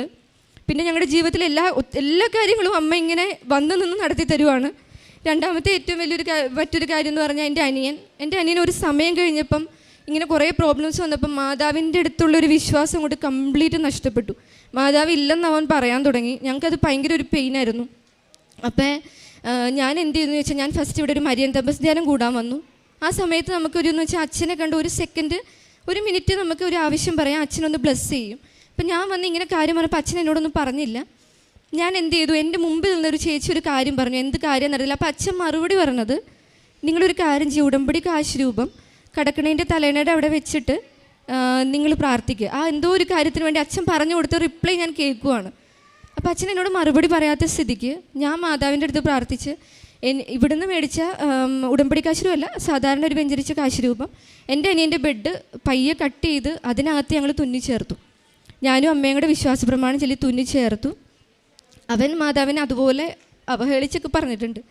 അപ്പോൾ അത് ഞങ്ങൾക്കൊരു ഭയങ്കര പെയിൻ ആയതുകൊണ്ട് ഇങ്ങനെ ഞങ്ങൾ ചെയ്തു. വിശ്വാസം അത്ഭുതം എന്ന് പറയട്ടെ, പിറ്റേ ദിവസം പോലെ അവൻ ആ ബെഡിൽ കിടക്കാൻ പറ്റണില്ല. അവന് ഇതറിയത്തില്ല, ഈ കാര്യങ്ങൾ അറിയത്തില്ല. ഞങ്ങളപ്പം അമ്മ ആ ബെഡിൽ നിന്ന് അവൻ എണീറ്റ് പോയി. അവനവിടെ കിടക്കണ്ട, അവന് ഭയങ്കര ചൂടാന്ന് പറയുക. അടിയിൽ തീ ഇട്ട പോലെ തോന്നുക, എനിക്കിവിടെ കിടക്കാൻ പറ്റില്ല എന്ന് പറഞ്ഞാൽ അവന് ഹോളിൽ പോയി പായിൽ കിടക്കുക. അപ്പോൾ ഞാൻ പറഞ്ഞു അവിടെ വെക്കാം. അപ്പോൾ അമ്മ പറഞ്ഞു, ചിലപ്പോൾ അവൻ ഇനി വീട്ടിൽ നിന്ന് ഇറങ്ങിപ്പോവും, സോ അങ്ങനെ വെക്കണ്ട, നമുക്ക് പ്രാർത്ഥിക്കാം. എന്താ പറയുക, അതും ഇങ്ങനെ മാറാൻ പറ്റില്ല എന്ന് വിചാരിച്ച കാര്യം 1 മാസത്തിനുള്ളിൽ എൻ്റെ അനിയൻ ഇവിടെ വന്ന് ഉടമ്പടി എടുത്തു. പരിശുദ്ധ അമ്മയുടെ മാധ്യസ്ഥത്തിൽ. ഇപ്പം അവൻ മാതാവിനോട് പറയാണ്ട് അല്ലെങ്കിൽ ഉടമ്പടി കാശ് രൂപം ഇല്ലാണ്ട് എങ്ങും പോവില്ല. അവന് ജോലി കിട്ടി. അങ്ങനെ കുറേ കാര്യങ്ങൾ അവൻ്റെ അതിൽ സംഭവിച്ചു. പിന്നെ അടുത്തതെന്ന് പറഞ്ഞാൽ എൻ്റെ OET. അപ്പം ഞാൻ ആദ്യത്തെ ഉടമ്പടി എടുത്തു കഴിഞ്ഞപ്പോഴത്തേനും ഞാൻ ദുബായിക്ക് പോയി ഫസ്റ്റ് എക്സാം എഴുതി. അപ്പോൾ ഞാൻ മാതാവിനോട് 2 കാര്യങ്ങൾ പ്രധാനമായിട്ടും ചോദിച്ചു. കല്യാണം കഴിഞ്ഞ ഉടനെയാണ്, എനിക്ക് ഒന്നില്ലെങ്കിൽ ഒരു പ്രഗ്നൻസി, എനിക്കൊരു കുഞ്ഞിനെ തരണം, അല്ലെങ്കിൽ എനിക്ക് എൻ്റെ OET പാസ്സാക്കി തരണം. അപ്പോൾ ഞാൻ പോയി. അപ്പം ഞാൻ സ്വപ്നത്തിൽ ഇങ്ങനെ കാണുവാണ്. സ്വപ്നത്തെ പറ്റി കേട്ടിട്ടുണ്ടെങ്കിലും നമുക്കത് ജീവിതത്തിൽ വരുമ്പോൾ നമുക്ക് ചിലപ്പോൾ അത് വിശ്വസിക്കാൻ പറ്റില്ല. ഞാൻ സ്വപ്നത്തിൽ കാണുവാണ് ഒരു പെൺകുട്ടി, എൻ്റെ മുഖം അതുപോലെ സ്ട്രിപ്പ് പോസിറ്റീവ് കാണിക്കുന്നു, ഇതൊക്കെ കാണുന്നുണ്ട്. ഞങ്ങൾ പ്രാർത്ഥിക്കുന്നുണ്ട്. പിന്നെ എക്സാം എഴുതി റിസൾട്ട് വന്നപ്പം എനിക്ക് റൈറ്റിങ്ങിന് 20 മാർക്സിന് പോയി. അപ്പോൾ അത് കിട്ടിയില്ല. പിന്നെ എൻ്റെ പ്രഗ്നൻസിയും എന്താ പറയുക ഒന്നും ആയിട്ടില്ല, ഒന്നും തോന്നുന്നില്ല. കാരണം പീരീഡ്സൊക്കെ ഇറഗുലർ ആയിരുന്നു, പുറത്ത് വർക്ക് ചെയ്തതിൻ്റെ ടെൻഷൻ സ്ട്രെസ്സൊക്കെ കാരണം.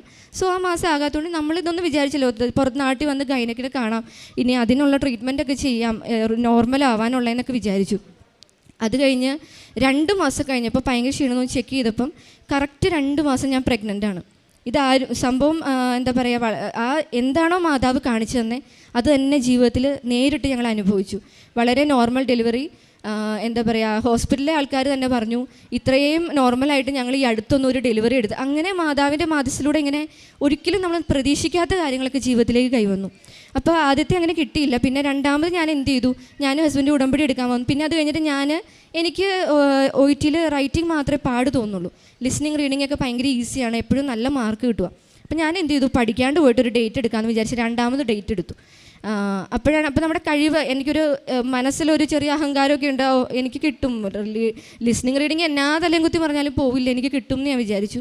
റിസൾട്ട് വരട്ടെ, ഏറ്റവും പാടുള്ളത് കിട്ടി, ഏറ്റവും എളുപ്പമുണ്ടായിരുന്ന ലിസ്ണിങ്ങിൻ്റെ മാർക്ക് പോയി, റീഡിങ്ങും പോയി, നിസ്സാര മാർക്കിന്.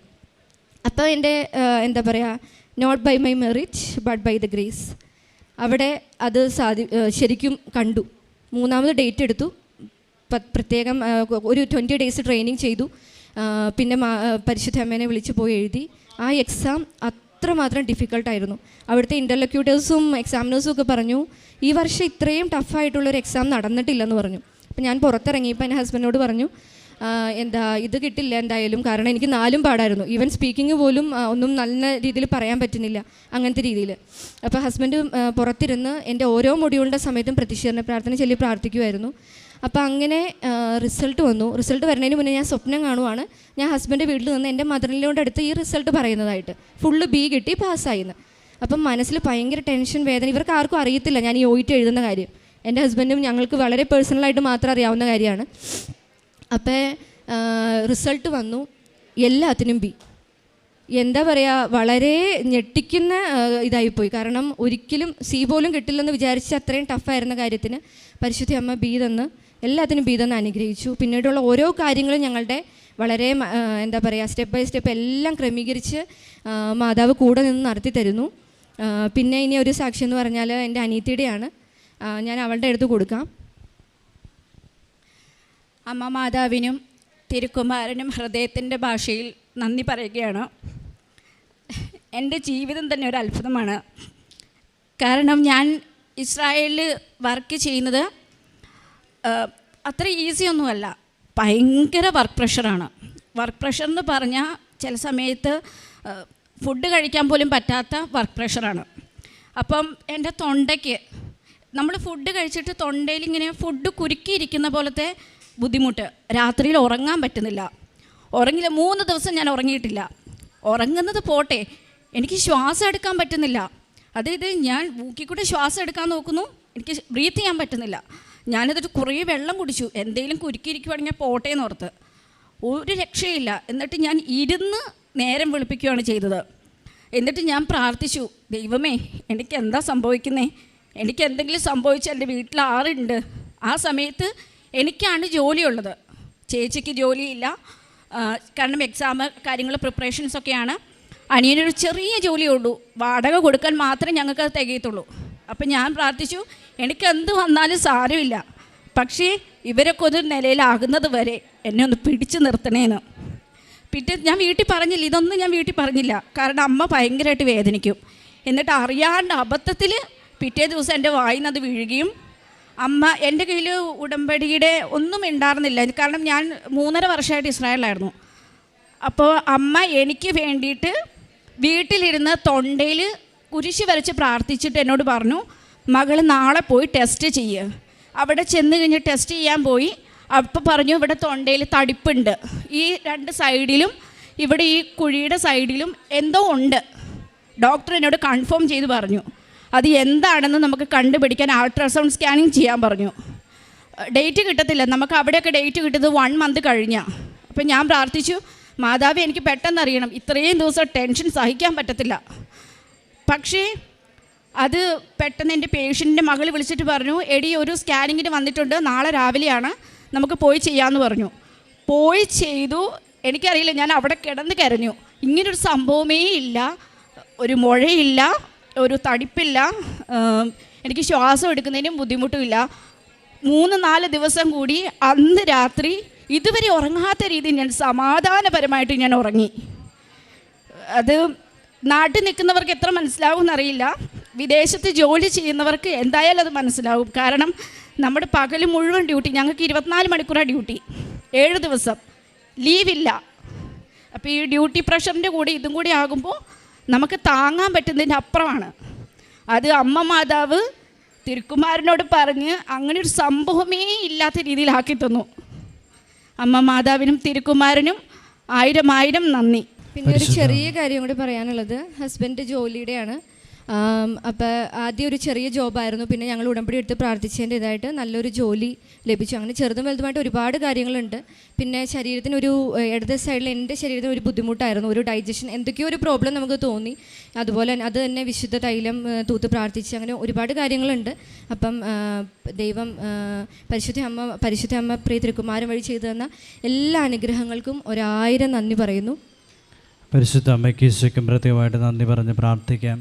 18 വർഷ കാലഘട്ടം അനുഭവിച്ച മാനസിക സംഘർഷങ്ങൾ അത് വളരെയേറെ ആർക്കും പറഞ്ഞറിയിക്കാൻ പറ്റാത്ത അത്രമാത്രം വേദനയാണ്.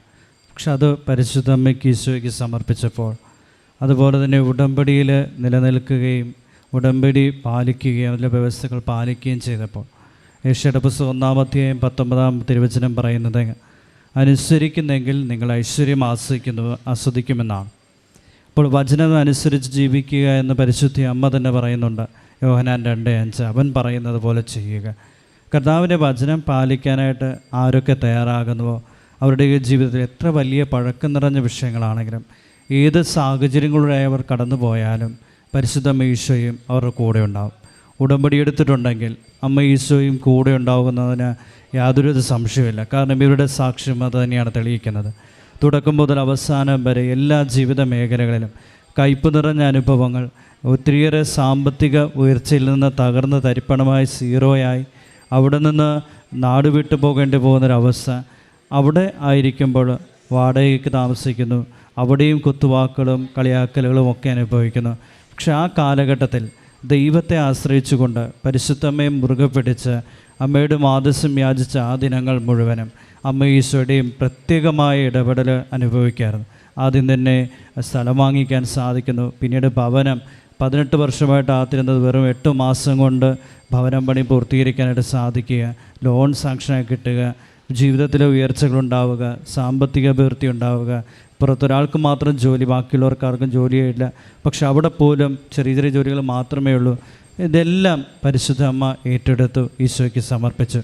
വീഞ്ഞ് തീർന്നു പോയി എന്ന് പറഞ്ഞപ്പോൾ ആ വീഞ്ഞ് തീർന്നു പോയ അവസ്ഥയിലേക്ക് ഈശോയെ കൂട്ടിക്കൊണ്ടുവന്ന് ഈശോയുടെ സമയം ഇതാണെന്ന് പറഞ്ഞ് ആ സമയം നിശ്ചയിച്ചു കൊടുത്ത് സമയത്തിൻ്റെ മേൽ അധികാരമുള്ള പരിശുദ്ധ മാതാവ് ഇവരുടെ ജീവിതത്തിൽ അത്ഭുതകരമായിട്ട് ഇടപെട്ടു.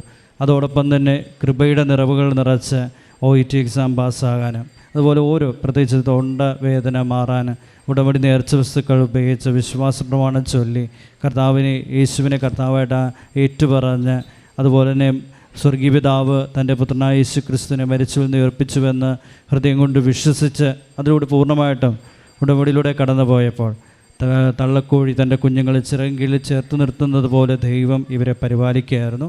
ഈ വലിയ അത്ഭുതകരമായ അനുഭവങ്ങളുണ്ടായതിന്, കൃപയുടെ അനുഭവം ഉണ്ടായതിന് ഈ കുടുംബത്തോടൊപ്പം ഈശോയ്ക്കും അമ്മയ്ക്കും കോടാനുകോടി നന്ദി പറഞ്ഞുകൊണ്ട് തൃത്വക ദൈവത്തെ മഹത്വപ്പെടുത്തി കരമടിച്ച് അവിടുത്തെ ആരാധിക്കാം.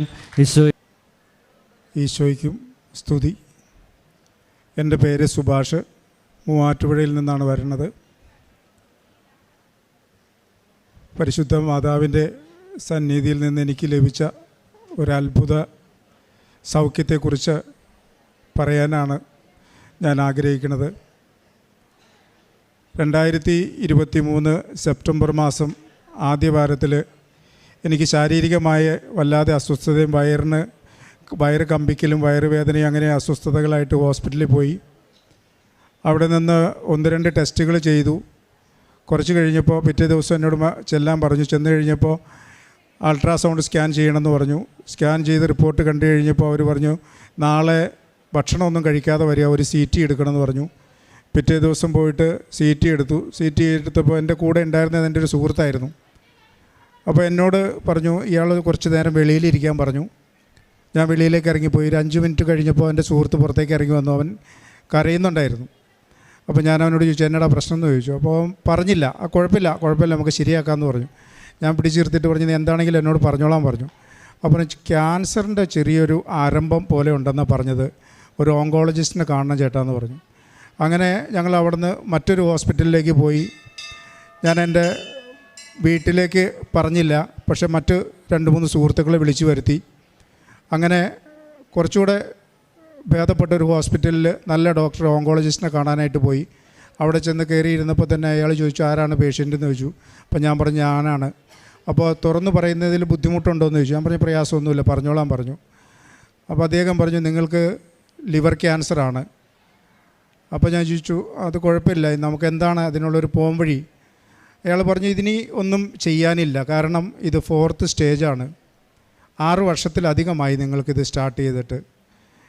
ഒരു ശസ്ത്രക്രിയയോ അല്ലെങ്കിൽ കീമോയോ അതുപോലുള്ള റേഡിയേഷനൊന്നും സാധിക്കില്ല.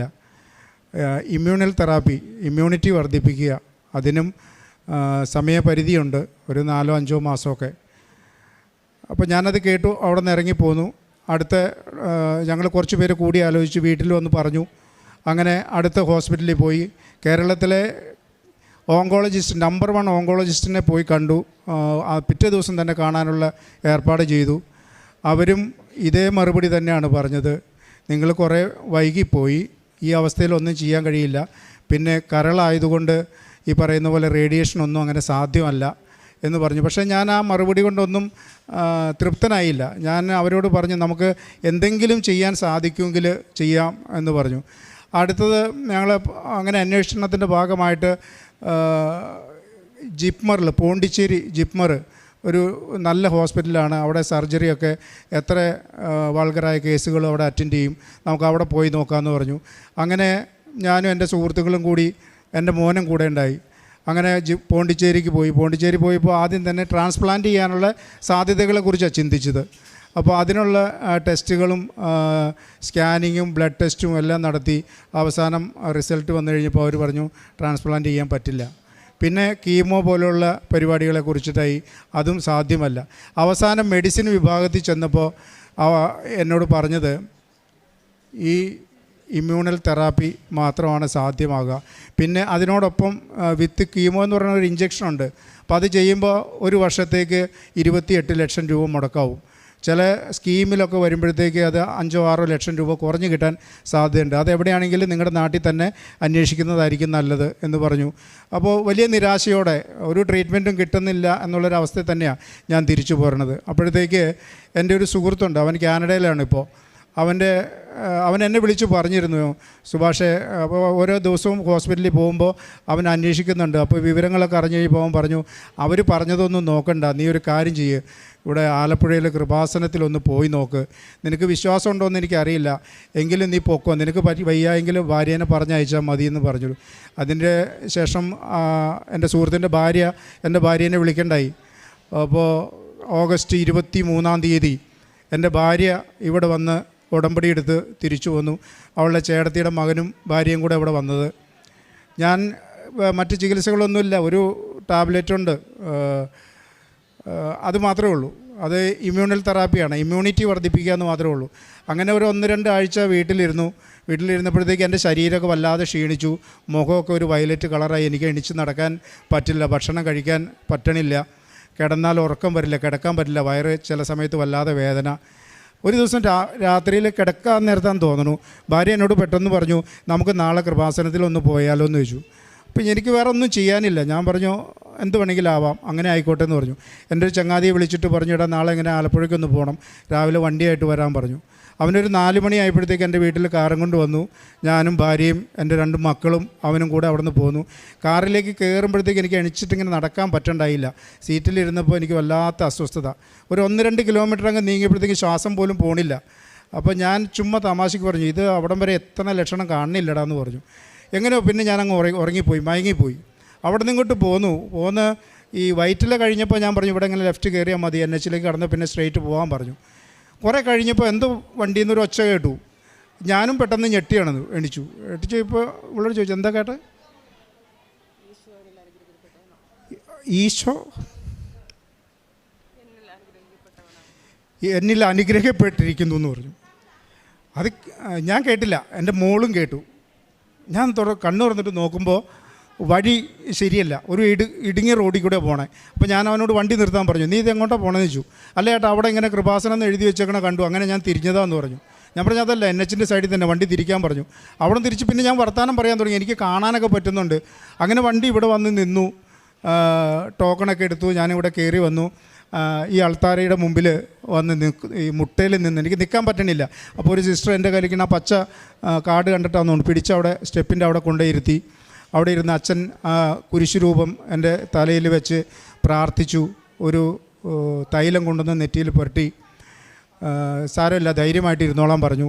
അങ്ങനെ ഞങ്ങൾ പോയി. ഇവിടുന്ന് ഇറങ്ങുമ്പോഴത്തേക്ക് എനിക്കെന്തോ എന്താ അറിയില്ല, ഭയങ്കര ഒരു ആത്മവിശ്വാസം, ഉണർവ് കിട്ടി. എനിക്ക് വിശപ്പൊന്നും ഇല്ലാത്ത ഞാൻ ആ കഞ്ഞിക്കട പോയിട്ട് ഞാൻ എൻ്റെ കൂട്ടുകാർ, ഇവരാരും ഇറങ്ങിയിട്ടില്ല, ഞാൻ എൻ്റെ കൂട്ടുകാരനോട് പറഞ്ഞു എനിക്ക് വിശക്കുക, കഞ്ഞി കുടിക്കണമെന്ന് പറഞ്ഞു. ആ കഞ്ഞിക്കട പോയി കഞ്ഞി വാങ്ങിച്ച് കുടിച്ചു അവിടെ ഇരുന്നു. കുറേ കഴിഞ്ഞപ്പോൾ ഭാര്യയും മക്കളും ഇറങ്ങി വന്നു. അവർ സഞ്ചിയിൽ എന്തൊക്കെയോ ഉണ്ട്, അവരെ കൂട്ടി ഞാൻ വീട്ടിലേക്ക് പോയി. പക്ഷേ പിറ്റേ ദിവസം മുതൽ എൻ്റെ ജീവിതത്തിനൊരു അടുക്കും ചിട്ടയും. രാവിലെ എണിക്കും ഞാൻ, വയ്യാതെ കിടക്കലൊന്നുമില്ല, 5:30 ആകുമ്പോഴത്തേക്ക് എണിക്കും. ഞങ്ങളെല്ലാവരും ഒരുമിച്ചിരുന്ന് പ്രാർത്ഥിക്കും. ഞങ്ങളുടെ 2 അമ്മമാരും ഉണ്ട് ഞങ്ങളോടൊപ്പം. അപ്പോൾ എൻ്റെ അമ്മയ്ക്കൊരു ഇച്ചിരി ഞങ്ങളുടെ വിശ്വാസം കൂടി, ഞങ്ങൾ ക്രൈസ്തവരല്ല, വിശ്വാസം കൂടുതലാണ്. അപ്പോൾ ഷൈലയ്ക്ക് പേടിയുണ്ടായിരുന്നു അമ്മേനെ ഈ കുരിശ് വരപ്പിക്കാനൊക്കെ. പക്ഷേ അമ്മയും വന്നിരിക്കും, ഞങ്ങൾ ഒരുമിച്ചിരുന്ന് പ്രാർത്ഥിക്കും. ഞാൻ 5 മണിക്ക് തന്നെ പ്രാർത്ഥന കഴിഞ്ഞാൽ അപ്പോൾ തന്നെ ഇവൾ കുറച്ച് ചൂടുവെള്ളം തരും. ഞാൻ ഈ ചൂടുവെള്ളം മേടിച്ച് കുടിച്ചിട്ട് അപ്പോൾ തന്നെ നടക്കാൻ പോകുമ്പോൾ ഞാൻ ഈ വിശ്വാസ പ്രമാണം ചൊല്ലിക്കൊണ്ടാണ് പോയിക്കൊണ്ടിരുന്നത്, കൊന്ത ചൊല്ലിക്കൊണ്ട് പോയിക്കൊണ്ടിരുന്നു. ആദ്യം 2 ദിവസം മോൻ എൻ്റെ കൂടെ നടക്കാൻ വന്നു. ഒരു 1.5 കിലോമീറ്റർ 2 കിലോമീറ്ററേ വന്നുള്ളൂ. അത് കഴിഞ്ഞിട്ട് തിരിച്ചു പോന്നു. പിന്നെ ഇപ്പോൾ ഞാൻ തന്നെ ഒരു 5 കിലോമീറ്ററോളം നടക്കും. ഇപ്പോൾ 5 കിലോമീറ്റർ നടന്ന് വീട്ടിൽ വരും. വീട്ടിൽ വന്നിട്ട് പിന്നെ ബ്രേക്ക്ഫാസ്റ്റൊക്കെ കഴിക്കൽ.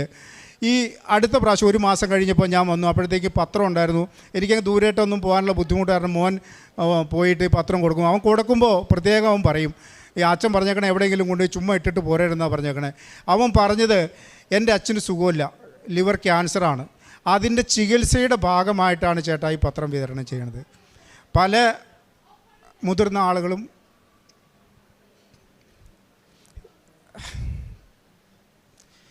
എൻ്റെ മോനെ ചേർത്ത് പിടിച്ച് ഉമ്മ വെച്ചിട്ട് വിട്ടു. മോൻ്റെ അച്ഛനൊന്നും വരില്ലെന്ന് പറഞ്ഞു വിട്ടു. അവൻ വന്നിട്ട് എന്നോട് പറഞ്ഞു അങ്ങനെയൊക്കെ. എന്തോ എനിക്ക് വല്ലാതെ ആത്മവിശ്വാസം വർദ്ധിച്ചു. വേറെ ഒരു ചികിത്സയില്ല. ആ ടാബ്ലറ്റ് ഞാനിപ്പോഴും കഴിക്കുന്നുണ്ട്. 30 ദിവസം കഴിഞ്ഞ് വീണ്ടും ഞാനിവിടെ വന്നു. ഇവിടെ വന്ന് അൾത്താരയുടെ മുമ്പിൽ മുട്ടയിൽ നിന്ന് ഞാൻ മാതാവിനോട് ഈശോയോടും മനസ്സുരുക്കി പ്രാർത്ഥിച്ചു. അച്ഛൻ എൻ്റെ തലയിൽ കൈവച്ച് പ്രാർത്ഥിക്കുമ്പോൾ ഞാൻ വല്ലാതെ വിറയ്ക്കുന്നുണ്ടായിരുന്നു. അച്ഛൻ ഒന്നുകൂടെ തിരിച്ചു പോയിട്ട് എൻ്റെ റിപ്പോർട്ടുകൾ നോക്കിയിട്ട് ഈ മാതാവിൻ്റെ രൂപത്തിൻ്റെ അവിടെ നിന്നൊരു സ്റ്റീലിൻ്റെ ഡപ്പയിൽ എന്തോ ഒന്ന് കയ്യിലെടുത്തു കൊണ്ടുവന്നു. എൻ്റെ ഷർട്ടിൻ്റെ ഉള്ളിലൂടെ കൈയിട്ടിട്ട് എനിക്കിവിടെ ശരിക്കും വേദന എടുക്കും. ആ സമയത്ത് ഞാൻ ഈ മുട്ടയിൽ നിന്നിട്ടാന്ന് തോന്നുന്നു, ഈ കൂമ്പിൻ്റെ തൊട്ട് താഴെയായിട്ട് ആ കൃത്യം അവിടെ തന്നെ അച്ഛൻ പിടിച്ചിട്ട് 2-3 വട്ടം ഇങ്ങനെ കൈ കറക്കിയിട്ട് പറഞ്ഞു, 41 ദിവസം കഴിയുമ്പോൾ വന്ന് സാക്ഷ്യം പറയണം. അമ്മ പറഞ്ഞിട്ടുണ്ടെന്നാണോ അമ്മയോട് ഞാൻ പറഞ്ഞിട്ടുണ്ടെന്നാണോ പറഞ്ഞതെന്ന് എനിക്കറിയില്ല. അമ്മ പറഞ്ഞിട്ടുണ്ടെന്ന് പറഞ്ഞു. എനിക്ക് അതോടെ കേട്ടപ്പോൾ ധൈര്യമായി. 41 ദിവസവും കൂടെ ജീവിതം നീട്ടി കിട്ടുക. ഞാൻ ഇവിടുന്ന് ഇറങ്ങിയപ്പോൾ തന്നെ ഭാര്യയോട് പറഞ്ഞു, ഇങ്ങനെ പറഞ്ഞിട്ടുണ്ട് എന്ന് പറഞ്ഞു. ഞങ്ങൾ സന്തോഷമായിട്ട് പോയി. ഈ 41 ദിവസം കൊണ്ട് ഞങ്ങൾ ഞങ്ങളുടെ കയ്യിലുണ്ടായിരുന്ന പത്രങ്ങളെല്ലാം വിതരണം ചെയ്തു. അവിടെ ഒരു 10-20 അമ്മമാരെ താമസിപ്പിക്കുന്ന ഒരു കോൺവെൻ്റ് ഉണ്ട്. അവിടെ പോയി അവർക്ക് കുറച്ച് അരിയും പച്ചക്കറി സാധനങ്ങളൊക്കെ വാങ്ങിക്കൊടുത്തു. അതുപോലെ ഞങ്ങൾ കണ്ടുമുട്ടുന്ന ആളുകളോടൊക്കെ വലിയ തരത്തിലുള്ള ഒരു എന്താ എനിക്കറിയില്ല, ഞാൻ മനഃപൂർവ്വം സ്നേഹിക്കണമെന്നല്ല, എനിക്കങ്ങനെ ഈ ബുദ്ധിമുട്ടുള്ള ആളുകളെ കാണുമ്പോൾ അറിയാതെ എൻ്റെ ഉള്ളിൽ നിന്നൊരു അനുകമ്പ കടന്നു വരിക. ഞാൻ അവരോട് ചുമ്മാ വിശേഷമെങ്കിലും ചോദിക്കും, കൊടുക്കാനൊന്നുമില്ലെങ്കിൽ ഒന്നും കൊടുക്കാറുമില്ല. അപ്പോൾ ഈ അച്ഛൻ പറഞ്ഞ 41 ദിവസം എന്ന് പറയുന്നത് ഈ ഫെബ്രുവരി 7-ാം തീയതി ആയിരുന്നു. അപ്പോൾ 9-ാം തീയതി എന്നോട് ഹോസ്പിറ്റലിൽ ചെല്ലാൻ പറഞ്ഞേക്കണേ. അപ്പോൾ അന്ന് ടെസ്റ്റുണ്ട്. അപ്പോൾ ഞാൻ ഇതും കൂടെ ഒന്ന് അറിഞ്ഞിട്ട് പോകാമെന്ന് വിചാരിച്ചിട്ട് 9-ാം തീയതി ഞാൻ സ്കാനിങ്ങിന് പോയി. സ്കാനിങ് ചെയ്തിട്ട് റിസൾട്ടിന് വന്നപ്പോൾ അവർ പറഞ്ഞു സ്കാനിങ് തെളിഞ്ഞിട്ടില്ല, ഒന്നോടെ ചെയ്യണമെന്ന് പറഞ്ഞു.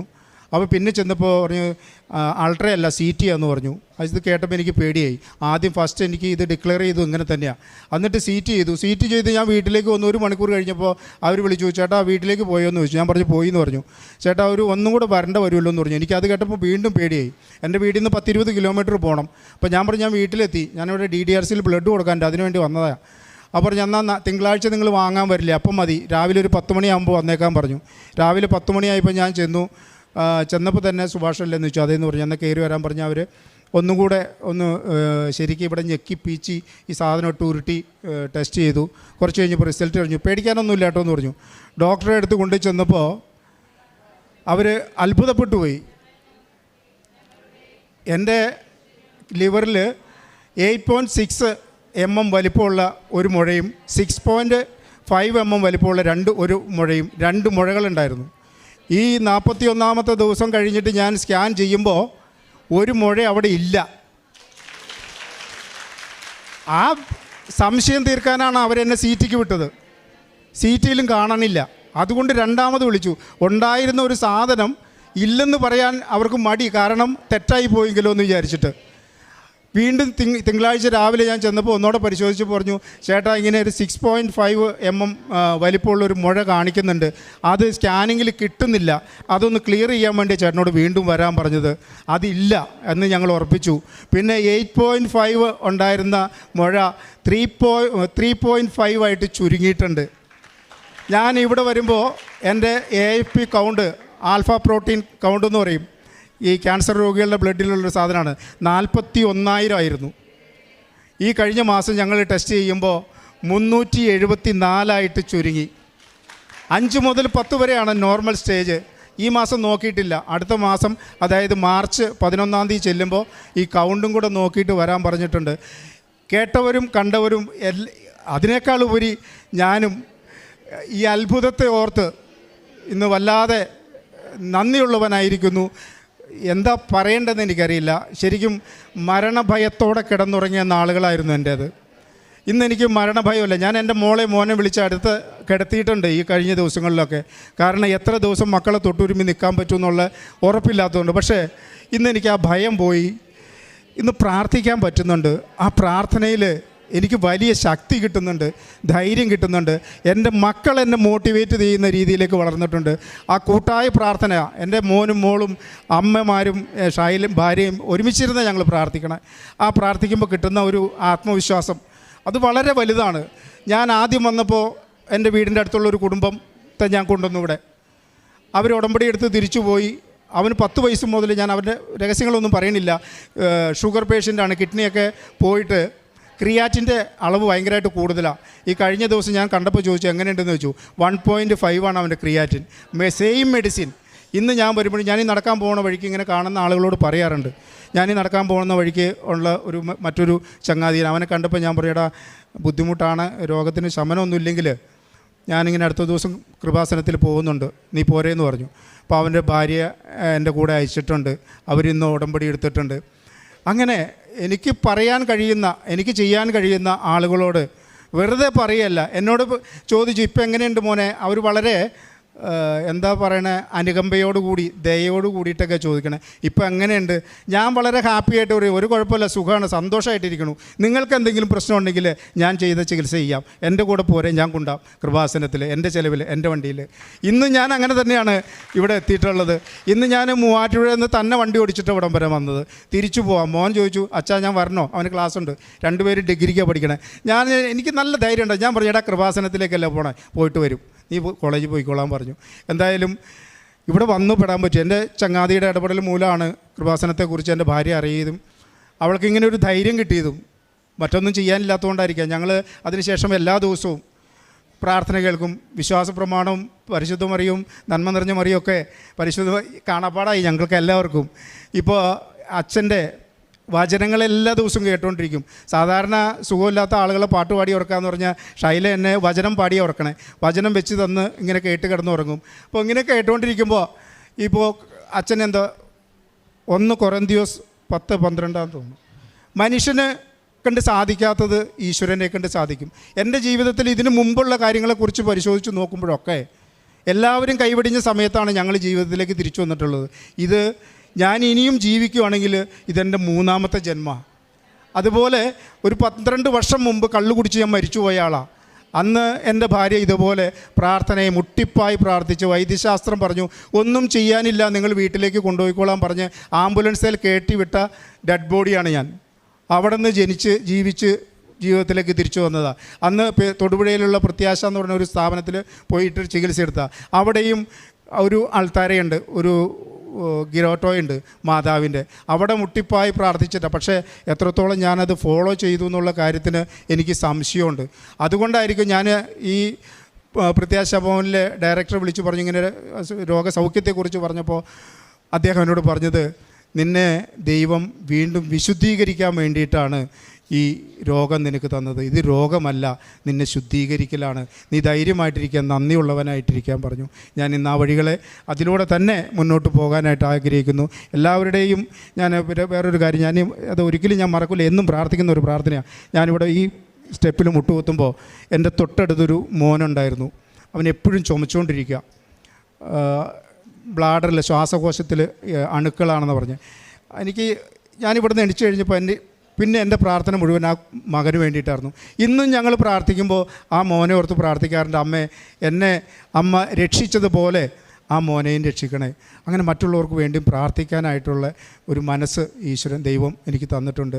എല്ലാവർക്കും അതുപോലെ തന്നെ ഈ മാതാവിൻ്റെയും ദൈവത്തിൻ്റെയും കൃപ ധാരാളമായിട്ട് നമുക്കെല്ലാവർക്കും ലഭിക്കട്ടെ എന്ന് പ്രാർത്ഥിക്കുന്നു. അതോടൊപ്പം തന്നെ ഈ ഈശോയ്ക്കും പരിശുദ്ധ മാതാവിനും എൻ്റെ ജന്മം ഞാൻ ഇനി അങ്ങോട്ട് സമർപ്പിക്കണം. പരിശുദ്ധ അമ്മയുടെ മധ്യസ്ഥതയിൽ ലഭിച്ച വലിയൊരു സൗഖ്യത്തിൻ്റെ സാക്ഷ്യം വളരെ വ്യക്തമായിട്ട് ഇപ്പം നമ്മൾ കേൾക്കുവാനായിട്ട് ദൈവം ഇടവരുത്തി എന്നുള്ളതാണ് ഏറ്റവും പ്രധാനപ്പെട്ടത്. ഇപ്പോൾ സാക്ഷ്യം പറഞ്ഞത് ലിവർ ക്യാൻസറുമായിട്ട് ബന്ധപ്പെട്ട കാര്യമാണ്. അപ്പോൾ അത് വളരെ വ്യക്തമായിട്ട് പറഞ്ഞു. ഇനിയിപ്പം അതിൽ പ്രത്യേകിച്ച് ചികിത്സയ്ക്ക് ഒരു സാധ്യതയില്ല. ഇനിയിപ്പം ഇമ്മ്യൂണിറ്റി വർദ്ധിപ്പിക്കുവാനായിട്ടുള്ള ഒരു മെഡിസിൻ മാത്രമാണ് ഇതിൻ്റെ സാധ്യത എന്ന് പറഞ്ഞ് പിന്നെ ഏതോ ഒരു കൂട്ടുകാരൻ വഴി ഇവിടെ വന്നു എന്നുള്ളതാണ്. പിന്നെ ഇവിടെ വന്നതിന് ശേഷം ഒരു എന്തെന്നില്ലാത്തൊരു ധൈര്യം എന്ന വാക്കാണ് ഇവിടെ ഈ സാക്ഷ്യത്തിൽ ഇദ്ദേഹം പറഞ്ഞത്. നിങ്ങൾ സാക്ഷ്യങ്ങൾ അതിപ്പം ആര് പറയുന്ന സാക്ഷ്യങ്ങളാണെങ്കിലും പരിശോധിക്കുമ്പം അവർക്ക് ലഭിക്കുന്ന ഒരു ധൈര്യത്തിനെക്കുറിച്ച് അവർ പറയുന്നുണ്ട്. ചിലർ പിള്ളേർ സാക്ഷ്യം പറയുമ്പോൾ അത് കോൺഫിഡൻസ് എന്നും അല്ലെങ്കിൽ മറ്റുള്ളവർ വരുമ്പോൾ തൻ്റെ ഇടമെന്നും ഒക്കെ പറയുന്നുണ്ട്. അതുകൊണ്ടാണ് ഈ ചിലർ എല്ലാ സാക്ഷ്യത്തിലും ഇങ്ങനെ എനിക്കിനി മുന്നോട്ട് പോകുമ്പം ഒരു ടെൻഷനില്ല. കാരണം ഈ ഒരു ടെൻഷൻ ഇല്ലായ്മയെക്കുറിച്ച് നമ്മളെപ്പോഴും സാക്ഷ്യങ്ങളിൽ ഇങ്ങനെ കാണുന്നതിൻ്റെ ഉത്തരം നമ്മൾ ഈ ഉടമ്പടി എന്ന് പറയുന്നത് നമുക്കറിയാം, അത് ദൈവത്തിൻ്റെ കരങ്ങളിലേക്ക് നമ്മൾ കൊടുക്കുകയാണ്. അതിൽ നിയോഗങ്ങളും എല്ലാം ഇങ്ങനെ കൊടുത്തിട്ട് ആത്മാർത്ഥമായിട്ടാണ് ആ സമർപ്പണം നടത്തിയതെങ്കിൽ ആദ്യം നമുക്ക് ലഭിക്കുന്നതും ഈ ഒരു വല്ലാത്തൊരു ഒരു ഭാരമില്ലായ്മയാണ്. അത് സാക്ഷ്യങ്ങൾ പരിശോധിക്കുന്നത് നമുക്കറിയാം. അതിനർത്ഥം ജീവിതത്തിൽ ഇനി പ്രശ്നങ്ങളും ബുദ്ധിമുട്ടുകളും ഇനി വരത്തില്ലെന്നുള്ളൊരു അർത്ഥമൊന്നുമല്ല അതിനുള്ളത്. പക്ഷേ ഇപ്പോൾ ഞാൻ സമർപ്പിച്ചിരിക്കുന്ന യോഗത്തിന് മേൽ ദൈവം വ്യക്തമായിട്ടൊരു തീരുമാനമെടുക്കും. അതിനിതുപോലെ ബോധ്യപ്പെടുത്തുന്ന രീതിയിൽ ഇതിപ്പം സൗഖ്യത്തിൻ്റെ കാര്യമാണെങ്കിൽ ഇതിനു മുമ്പ് പറഞ്ഞ കാര്യത്തിലുമൊക്കെ വ്യക്തമായിട്ട് ഇങ്ങോട്ട് വന്ന യാത്രയിൽ പോലും ഒരു ദൈവാനുഭവം ഉണ്ടായെന്നുള്ളത് പറയുന്നുണ്ട്. ഈശോ നിന്നെ അനുഗ്രഹിക്കുന്നെന്ന് ഒരു വചനം ലഭിച്ചതായിട്ടുമൊക്കെ പറയുന്നുണ്ട്.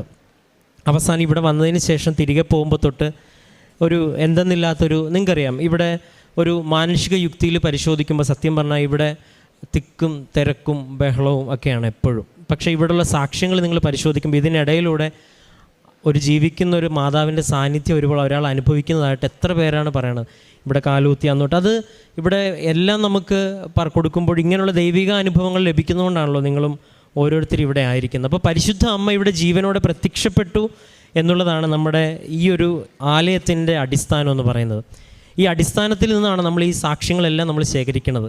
അതുകൊണ്ടാണ് നിങ്ങളുടെ ദേവാലയത്തിലും മാതാവ് ഉണ്ട്, എല്ലായിടത്തും മാതാവ് ഉണ്ടെങ്കിലും ഇവിടുത്തെ മാതാവിൻ്റെ സ്ഥിരീകരണം നടക്കണമെങ്കിൽ ഇവിടെ അസാധാരണമായ കാര്യങ്ങൾ റിപ്പോർട്ട് ചെയ്യപ്പെടണം. ദൈവം അനുഗ്രഹിച്ച് നമുക്ക് ആവശ്യത്തിലേറെ, അതും മറ്റുള്ള പ്രത്യക്ഷയോട് ബന്ധപ്പെട്ട് ക്രിസ്ത്യൻസ് എന്നല്ല എല്ലാ മതത്തിൽ നിന്നുള്ളവരും വ്യക്തമായിട്ട് ഇങ്ങനെ തെളിവുകൾ ഉൾപ്പെടെ കൊണ്ടുവന്നാണ് നമുക്കിവിടെ സാക്ഷ്യം പറയുന്നതും. അതിൽ മെഡിക്കൽ ഫീൽഡിലുള്ളവരും പ്രൊഫഷണൽ ഫീൽഡിലുള്ളവരും എല്ലാം നമുക്ക് സാക്ഷ്യം പറയുന്നവരുണ്ട്. അപ്പം ഇത്രയും വ്യക്തമായിട്ട് ദൈവത്തെ ഒരു അനുഭവം ഒരാളുടെ ജീവിതത്തിലേക്ക് കൊണ്ടുവരാനായിട്ട് എങ്ങനെ സാധിച്ചു എന്നുള്ള ചോദ്യത്തിന് ഇവർ ഉത്തരം പറയുന്നുണ്ട്. അത് നിങ്ങൾ ശ്രദ്ധിച്ചോണം.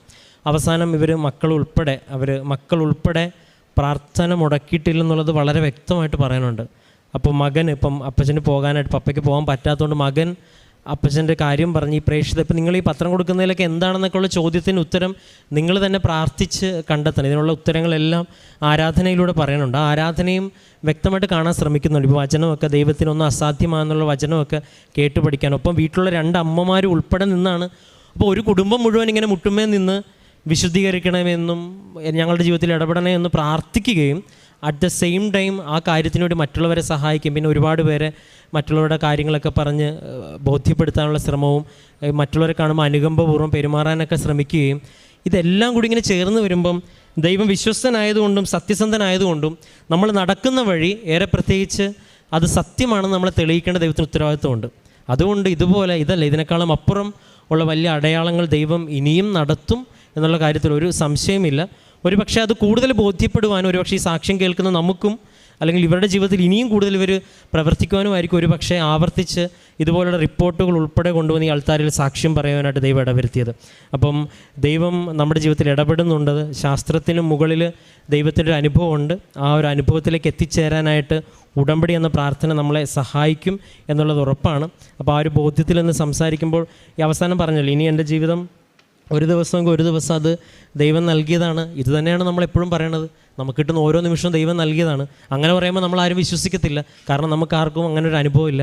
പക്ഷേ ഇങ്ങനെ ഒരു അനുഭവം കിട്ടിക്കഴിയുമ്പോൾ നമുക്ക് മനസ്സിലാവും ഓരോ നിമിഷവും ദൈവത്തിൻ്റെ ദാനമാണ്, എന്തെങ്കിലുമൊക്കെ മറ്റുള്ളവർക്കും ദൈവത്തിന് വേണ്ടി ചെയ്യണം. ഈ ഒരു ബോധ്യത്തിലേക്ക് ഒരു വ്യക്തിയെ കൊണ്ട് നിർത്തുക എന്നുള്ളതാണ്. അതിന് നിങ്ങളുടെ നിയോഗങ്ങളൊക്കെ ഒരു ഭാഗമാവുന്നത് മാത്രം. ഏറെ പ്രത്യേകിച്ച് ഈ ലഭിച്ച പരിശുദ്ധ അമ്മയുടെ മധ്യസ്ഥത വഴി ലഭിച്ച ഈ വലിയ സൗഖ്യത്തിനെ പ്രതിയും, ഒപ്പം ഈ മകൻ